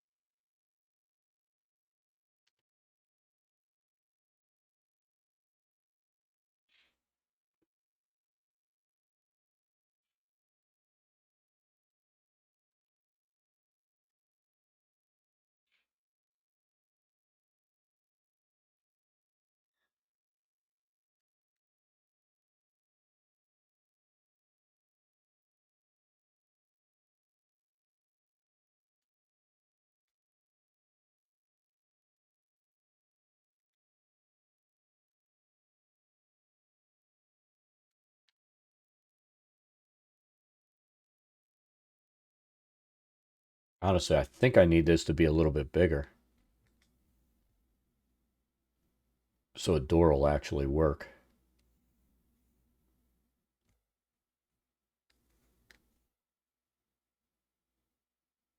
I need it to be, I'm going to say about that size.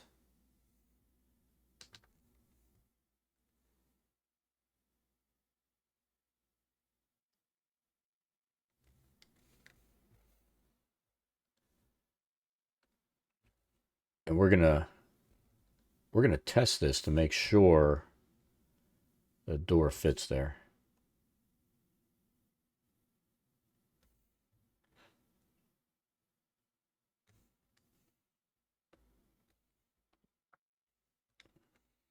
So let's check our portal tool. We're going to place the doors the way we have been.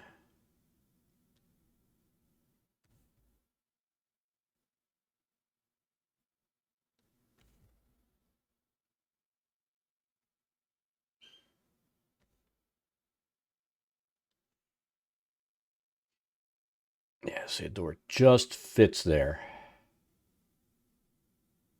So that's perfect.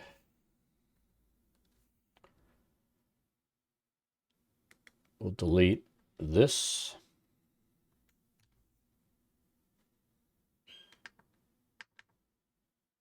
Zoom out. We're going to do a room at the end of the hallway the exact same size.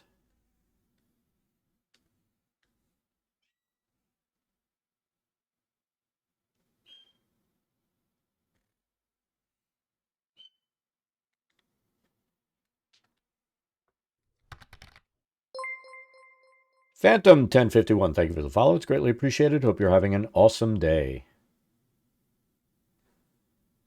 All right, so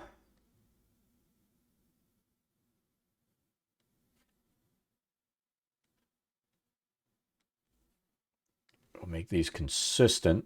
The rooms going the other way, they're not going to be so consistent. We know that. And that's fine. All right, I'll go back here. And like I said, unfortunately, these angled buildings do create a little bit of a building nuisance, but there's always a way around it. And once we have the walls set and the room sizes set, we're good.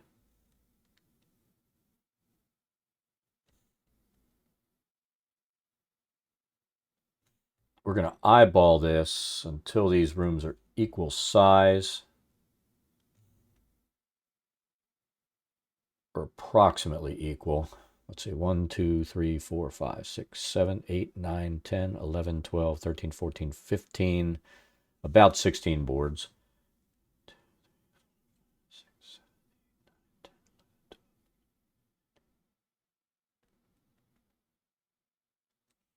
Tell you what, that works. I stream daily, so we're on every day. I'll be on tomorrow. Now tomorrow, I think I might actually do some gaming for a change. We'll see what we feel like doing in the morning, but there's a chance that that's what we're going to do. And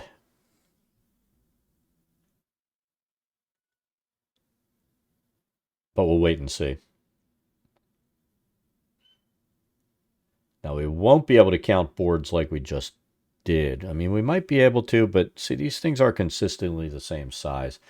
So let's kill this and this. So that gives us 2 rooms that are a little bigger. We'll be able to put a couple of beds in. And these that are a little bit smaller. And then down here, we're not going to touch that wall. We will touch this one.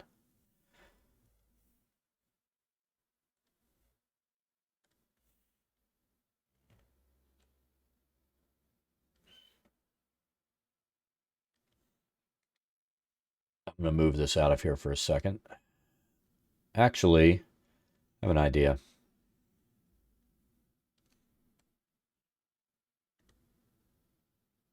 Let's get this parallel to the outside wall. Let's duplicate it. And let's see if we can eyeball this. And if we can, then we're going to just live with it.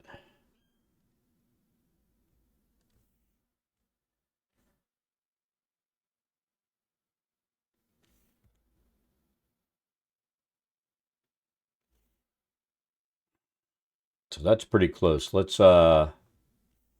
resize this thing so that it fits.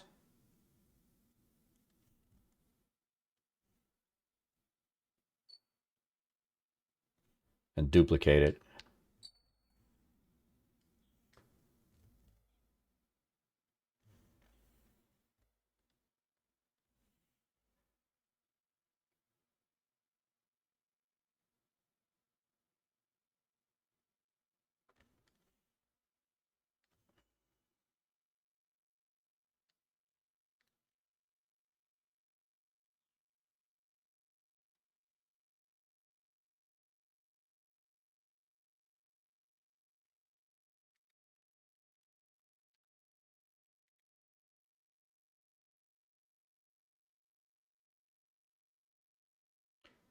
I'm going to say that's close enough for government work right there. So we're good. So that gives us some rooms. Now we've got to figure out how we want to work with this this common room.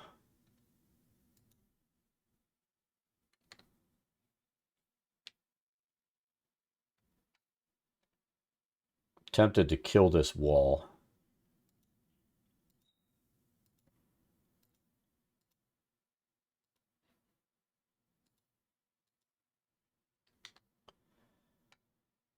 So we've got what? 3 smaller rooms, 1 slightly bigger.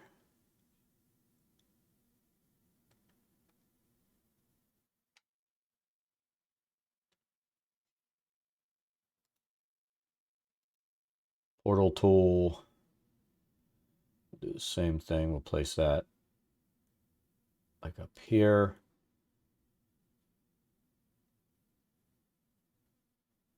These we'll place in the middle.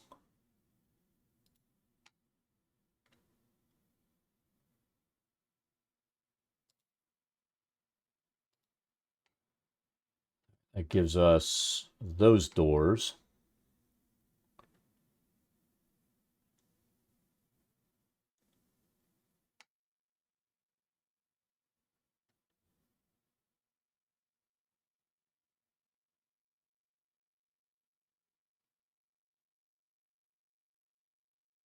Tempted to bring a wall down this way and cut it over, but I don't think that'll look good. We could do this. Let's zoom in. We could create one more room. You know, like right along this line.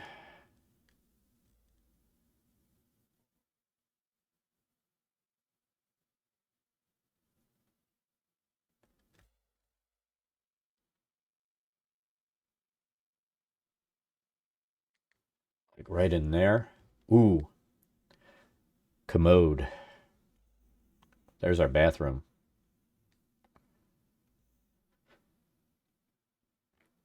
Does that look square? I mean, we know it's even this way.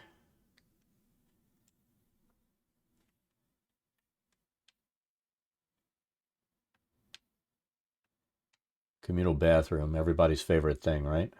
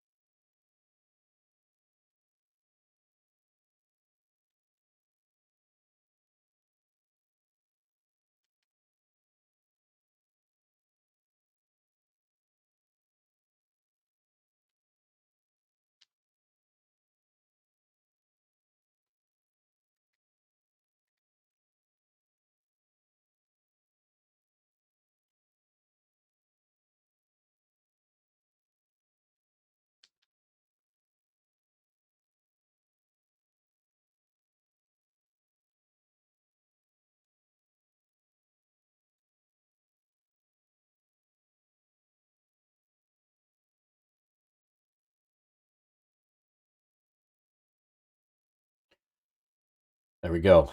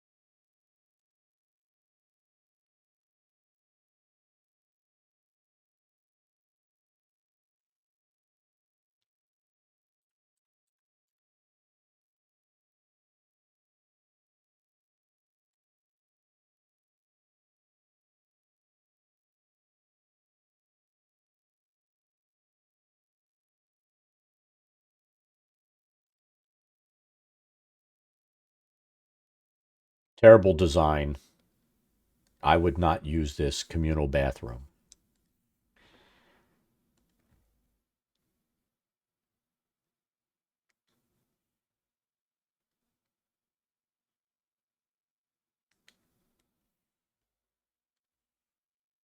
I would feel safer going in the woods.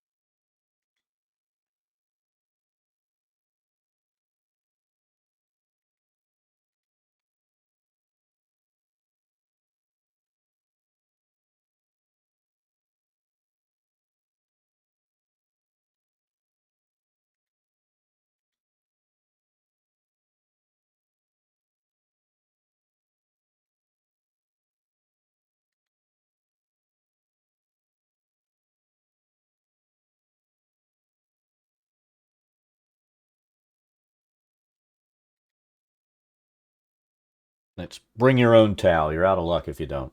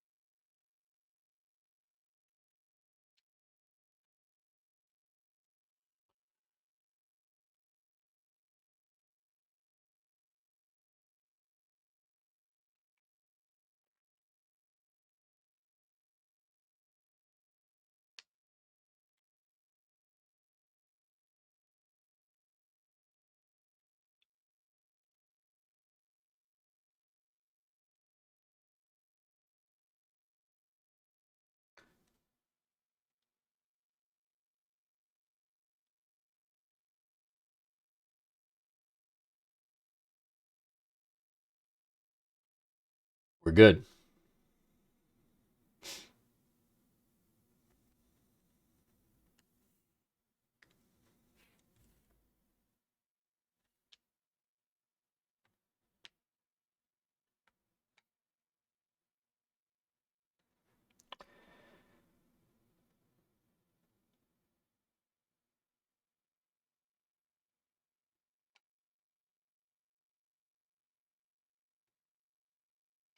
We need to figure out how we want to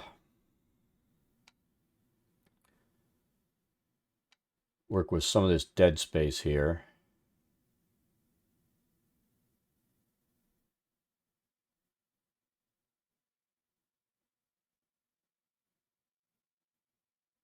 Might want to create a wall here and here.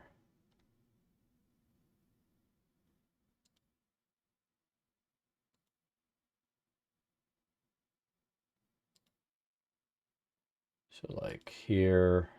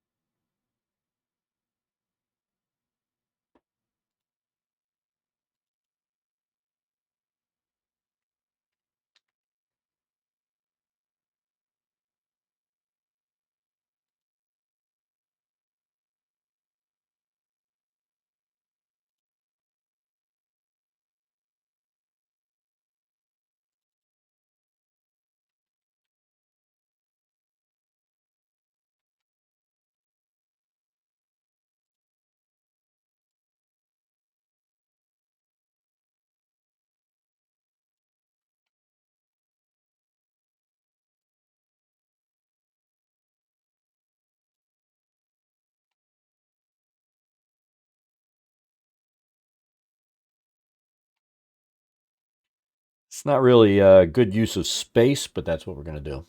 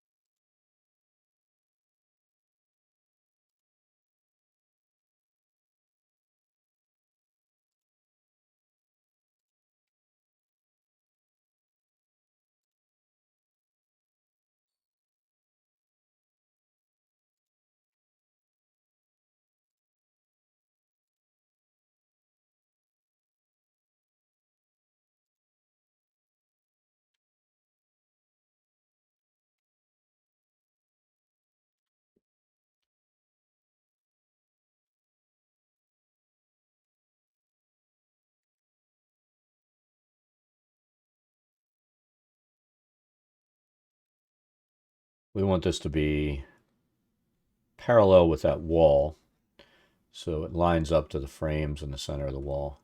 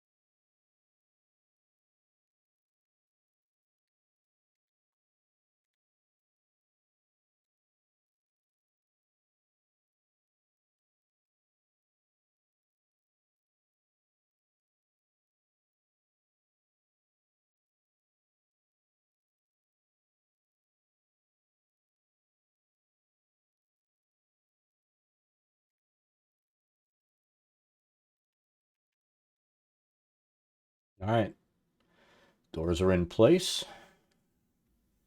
We've gotten the top floor roughed in.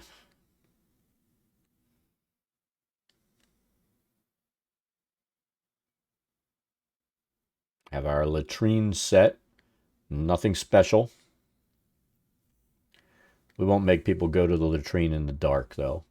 That would not be nice.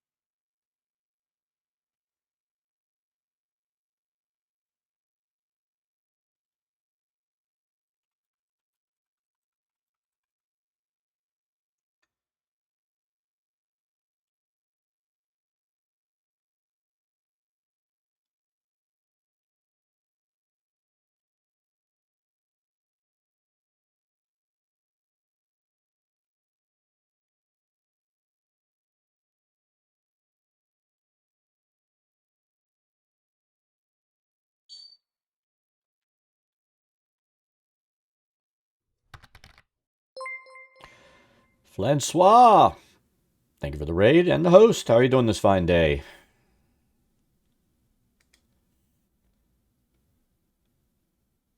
Catching us working on second floor of their inn. It's very exciting.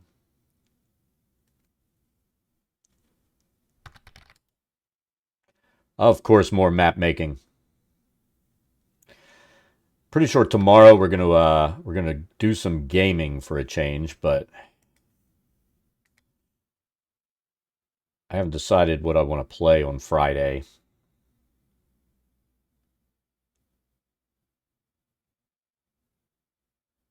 All right, so I think we're going to place, and I'll show you what we did, how we finished off the first floor in a second. I want a basin in our zero privacy privy that we have here.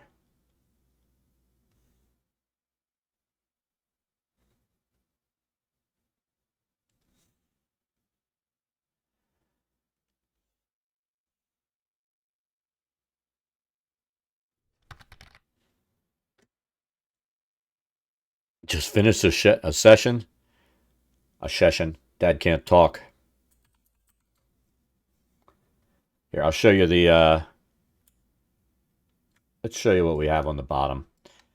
Because we've been working on Phandelver forever, it feels like now. So here's our ground floor completed. We've got our entryway coming in. Let's turn this off so we don't play on basins everywhere. Have our entryway, the innkeeper's room, our kitchen back here, our bar and common area down on the ground floor. In well, see, you can thank you. You can switch floors inside of Dungeon Draft, and what I'll end up doing is, I'll end up exporting, and then I'll crop this, and this will be a tile that we're going to drop right here on the ground.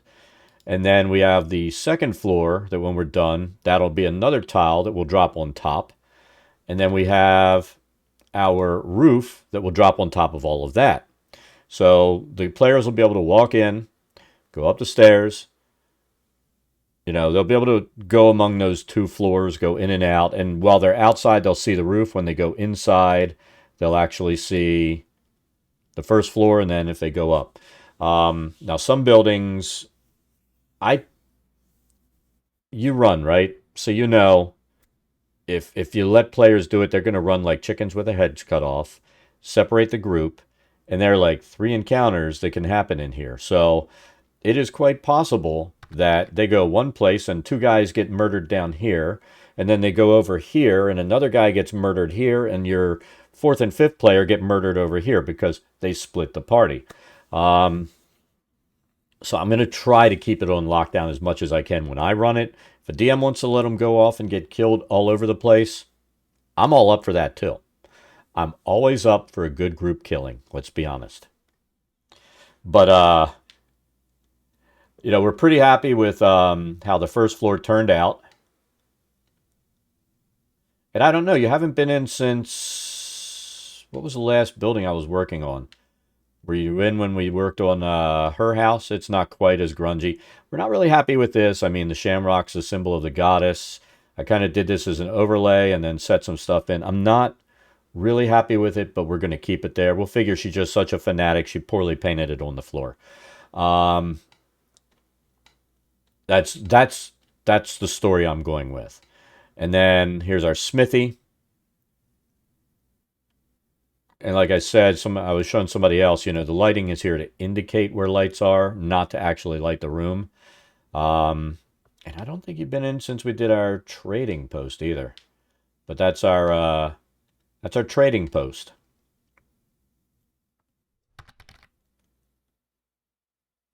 Yeah, I mean, if you turn the lighting off, it doesn't really look good. I'm going to export it as WebP files. I don't want the light to export because I've showed before, if you do light that goes out 20 feet, and I've got, like here, I've got light here and light here. Well, each one of these lights should go out 20 feet. So 1, 2, 3, 4, right? And then this goes out. It washes the entire room, everything in it out. So what I've started doing is just have the light go out just a little bit to indicate that they're lit. And then I light inside of the virtual tabletop because that won't wash out my colors and the stuff that we placed in here. So it makes more sense to do it that way.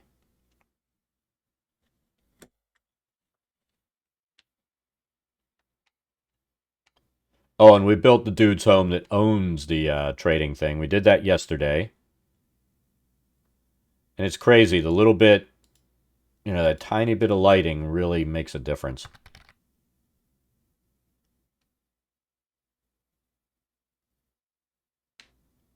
Well, see, here's the thing. You could put it in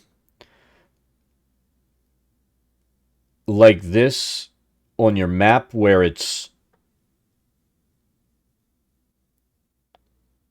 But then here's the thing. You're going to lose the effect because I like the effect of the light shining here.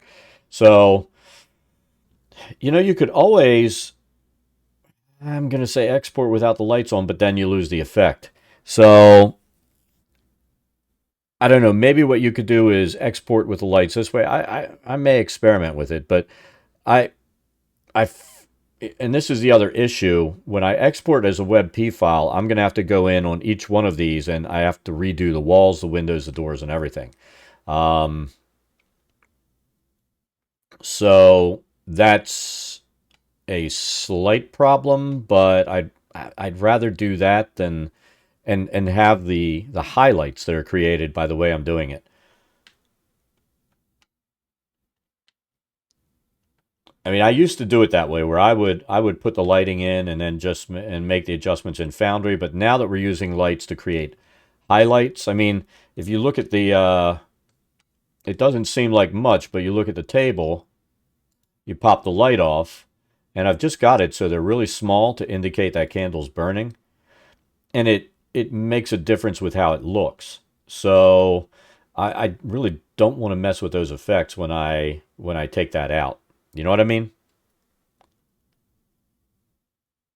I used to be able to pump a map out like this a lot quicker, but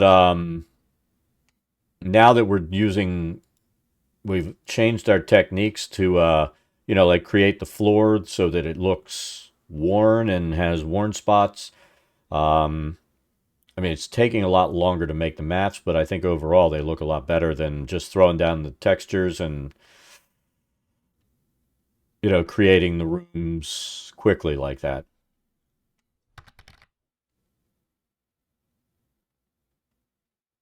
So there's an overlay that adds like worn grain. And then the other thing that I do to create these wear spots is go into the scatter tool, go into cloud, right? And let's pull up an actual color. And you'll pull in like, whichever ones float your boat for the day. Okay? Then, because it's a fairly big area, I'll make an adjustment here. Now that we know the ones that we've chosen, we'll go down and I've got a couple of custom colors selected. And this needs to be on layer. I'm going to pop it here. But if you watch now, when I scroll through the mouse wheel, it'll create these big blobs. And it's darker because it's sitting on top of existing ones. But you can go in and just randomly select that and put it on top. And you can even take it down so it's more subtle. But, I'll go through and just keep scrolling until I see one I want, and then I'll place it down to create the worn spots.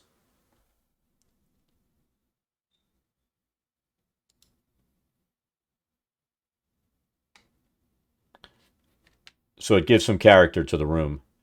I mean, there's other stuff you can do. I thought about creating an outline on the floor on the downstairs using like two boards, have it go that way, then rotate it this way, um, and then have an inlay inside here.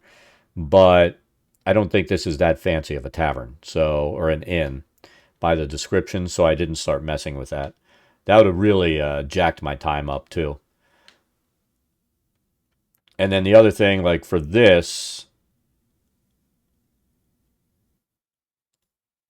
for my light tool, I ended up.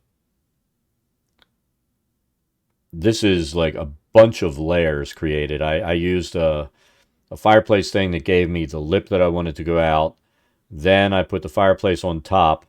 Then I needed to place wall tiles inside here to block light, and I threw a light source inside. Then I created another one that came out this way and just across in front of the lip, so a little bit of shine came on that. And then I placed my light source inside, and that makes it come out more on an angle like it would.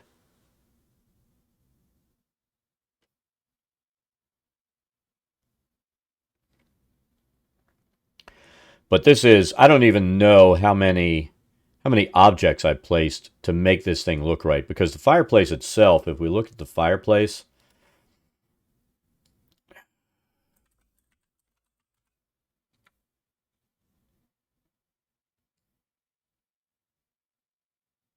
the fireplace itself is problematic for me.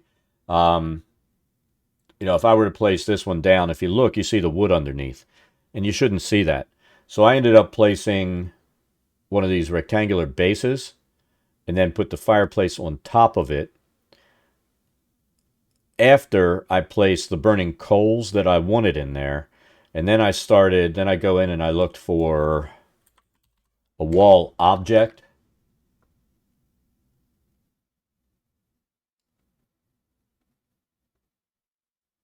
which, I mean, it doesn't even matter what object you use, but I used these.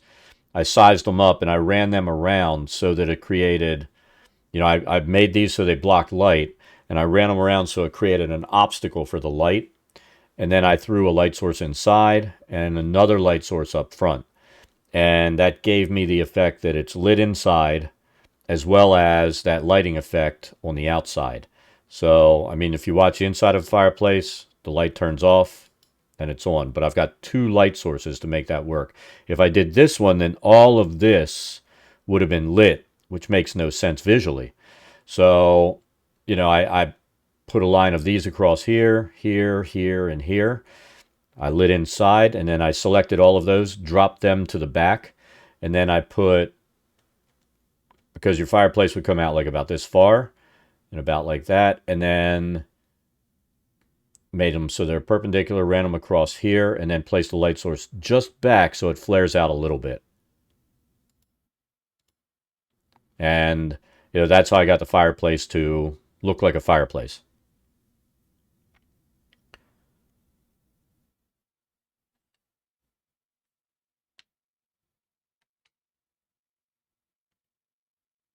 A little feature like that ends up taking, you know, a bunch of time to make it look right, or you just drop the things down and go with it. But I didn't like the fact that you could see the floor down there, so I sat there and just, I don't know how much I hemmed and hawed, but I hemmed and hawed, and I'm finally like, you know what, I'm going to drop that thing on the bottom that I actually ended up using as a forge. I created my forge using that over in the smith shop, and I remembered using it, and I'm like, you know what? Oh, that's why I can't find it. We're on the wrong floor. So I ended up creating the forge by putting that down, then putting some wall pieces here, and that allowed the light to shine out the way it would. And then I piled up a bunch of the coal things and then lit it in there. But you just have to remember to make your objects block light when you're doing stuff like that, and then it works well.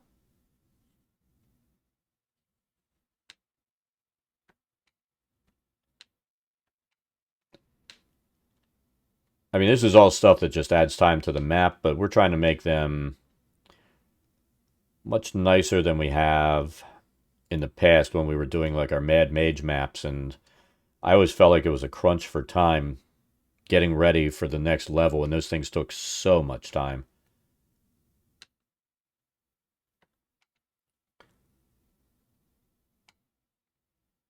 Oh, did I put that basin on top? Watch this. Nope, that needs to be layer 4. We've established our rules about that.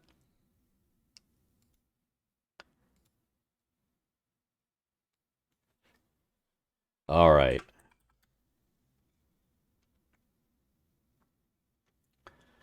But yeah, I've slowly been changing what I do with my map making to make it pop a little more.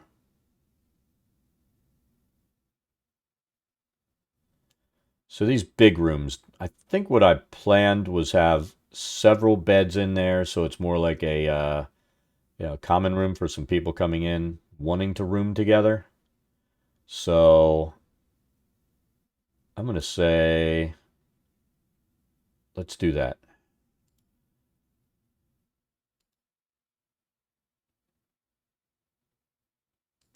So we'll do 0.91. So we can get 2 beds here and 2 beds there.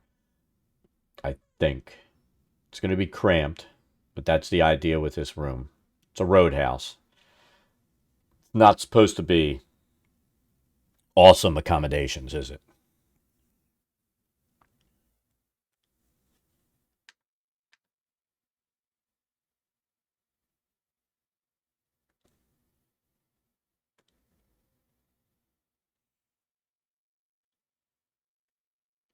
I did it again, too. Did I have that on layer 3? You dummy. Let's fix it for the next when we start dropping.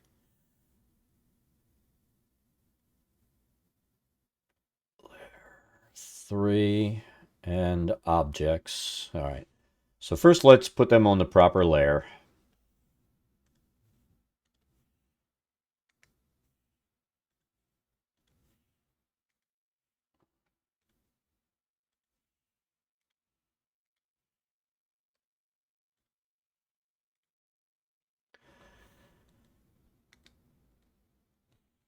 All right.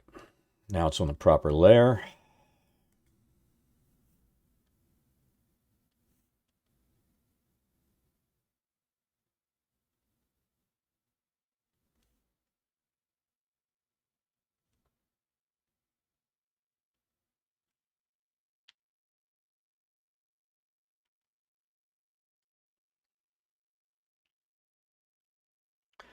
And there are other fireplaces in there that you can just place up against the wall. But because we're in the middle of a great room and I wanted that lined up with the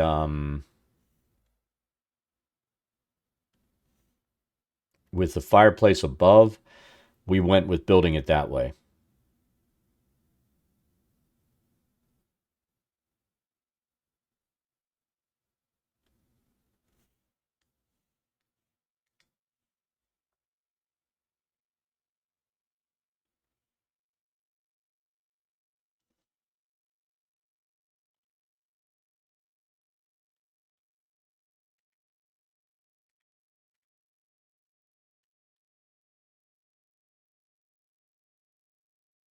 I was kind of thinking we would put lock boxes at the end of the beds. I think we're going to put 2 lock boxes there and then put at the end of the bed here. Either way, somebody's stubbing their toe in the middle of the night, let's be honest. It's not going to be pretty.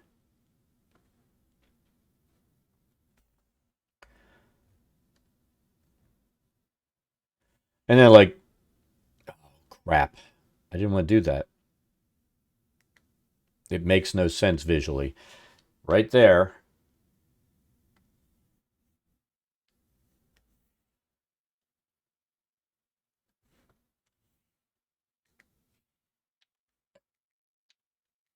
And I assume you know what I'm saying when I say it makes no sense visually. Having every bed being the exact same way. The colors are fine, but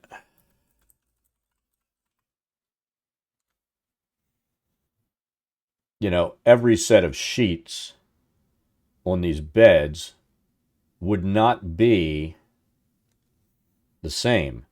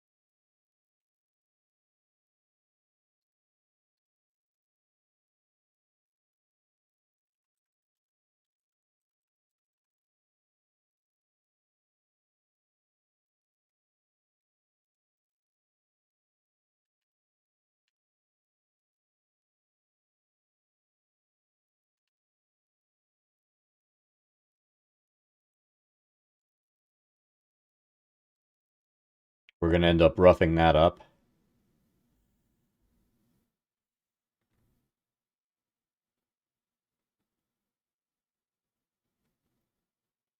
Oh, you know what? I don't know what I was thinking. I wasn't.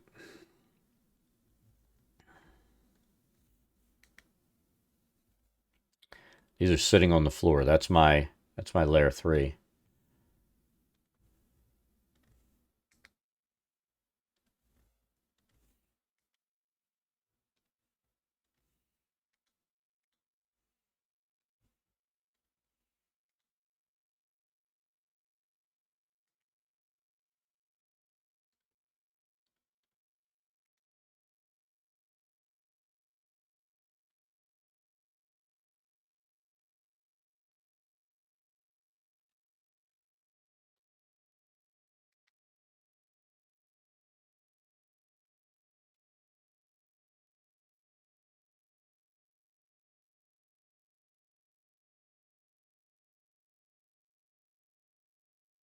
Yeah, see now it's a little more broken up. There's not a steady pattern going there. A little better. And the other thing you can do if you really want to, you can go in and throw down like bed frame, mattress, put all the stuff, pile it up, and you're good to go.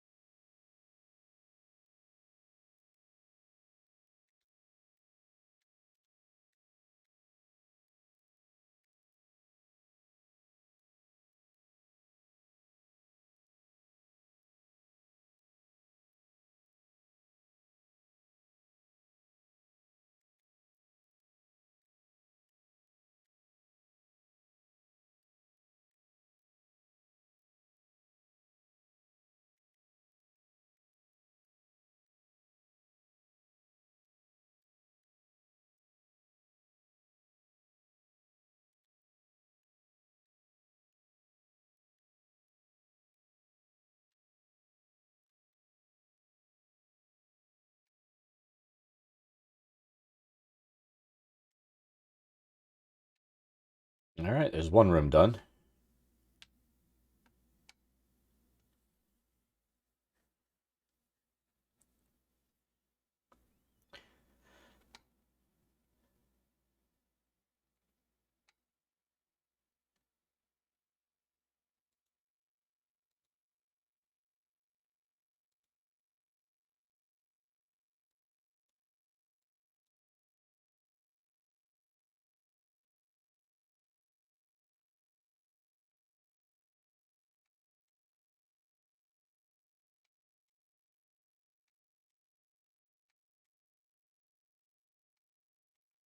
Making sure everything's working the way it should.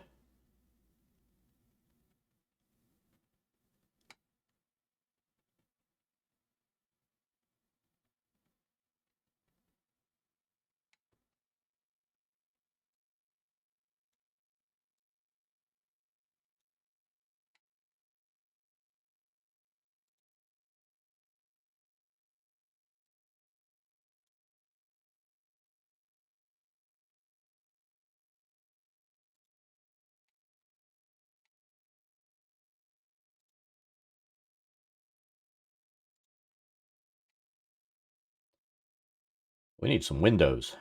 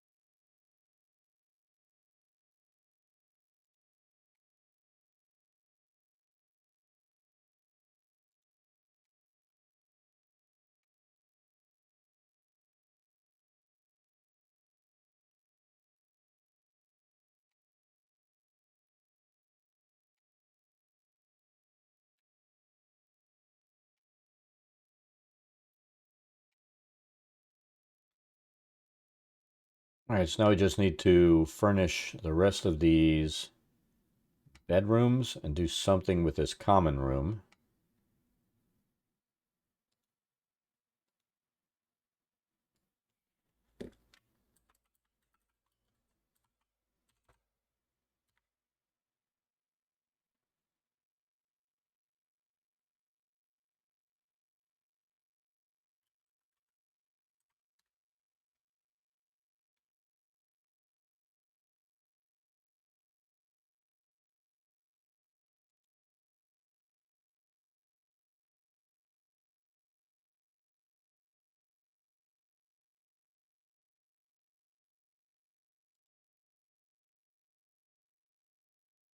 Oh, our scale's off. I was like, what the hell's going on?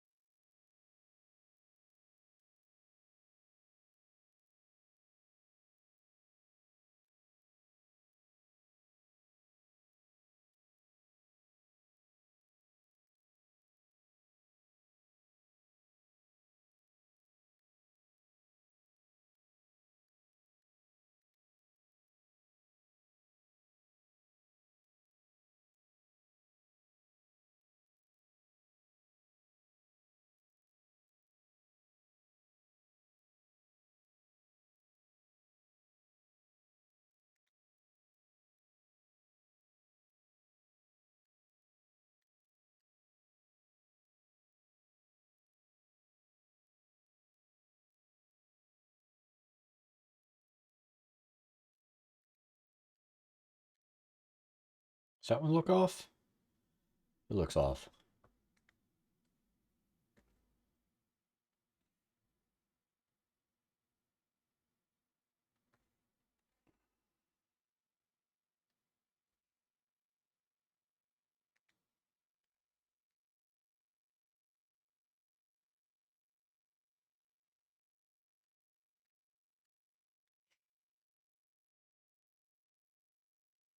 All right, we're good.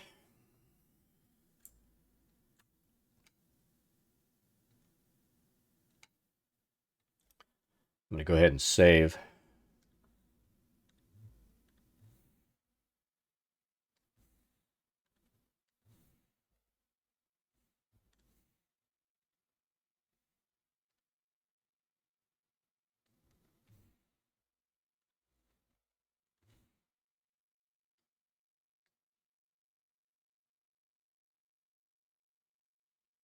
All right, so we are slowly getting there.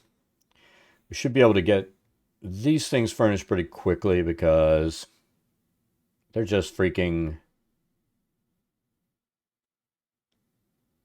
bedrooms. We've got that done. We need to throw a little bit of stuff in here to finish this room off, but we're getting there. So I think we're going to call it for now. I'm going to get on later, but I'm going to get off, eat some lunch, let the pups out, do some stuff, and get ready to pick my daughter up. Once I've picked her up, I'll get back on and work on this a little bit more this afternoon. Tomorrow, we may decide to play something. I'm going to see if there's anything on PlayStation or Xbox that I feel the need to play, and we might do that. But hopefully we'll finish off this second floor this afternoon. But anyway, let's pop here. That'll be it for right now. We're going to get off, take care of some stuff, feed ourselves. Everybody have an awesome rest of your day if we don't catch you again this afternoon, and we will be on tomorrow. Have a great day.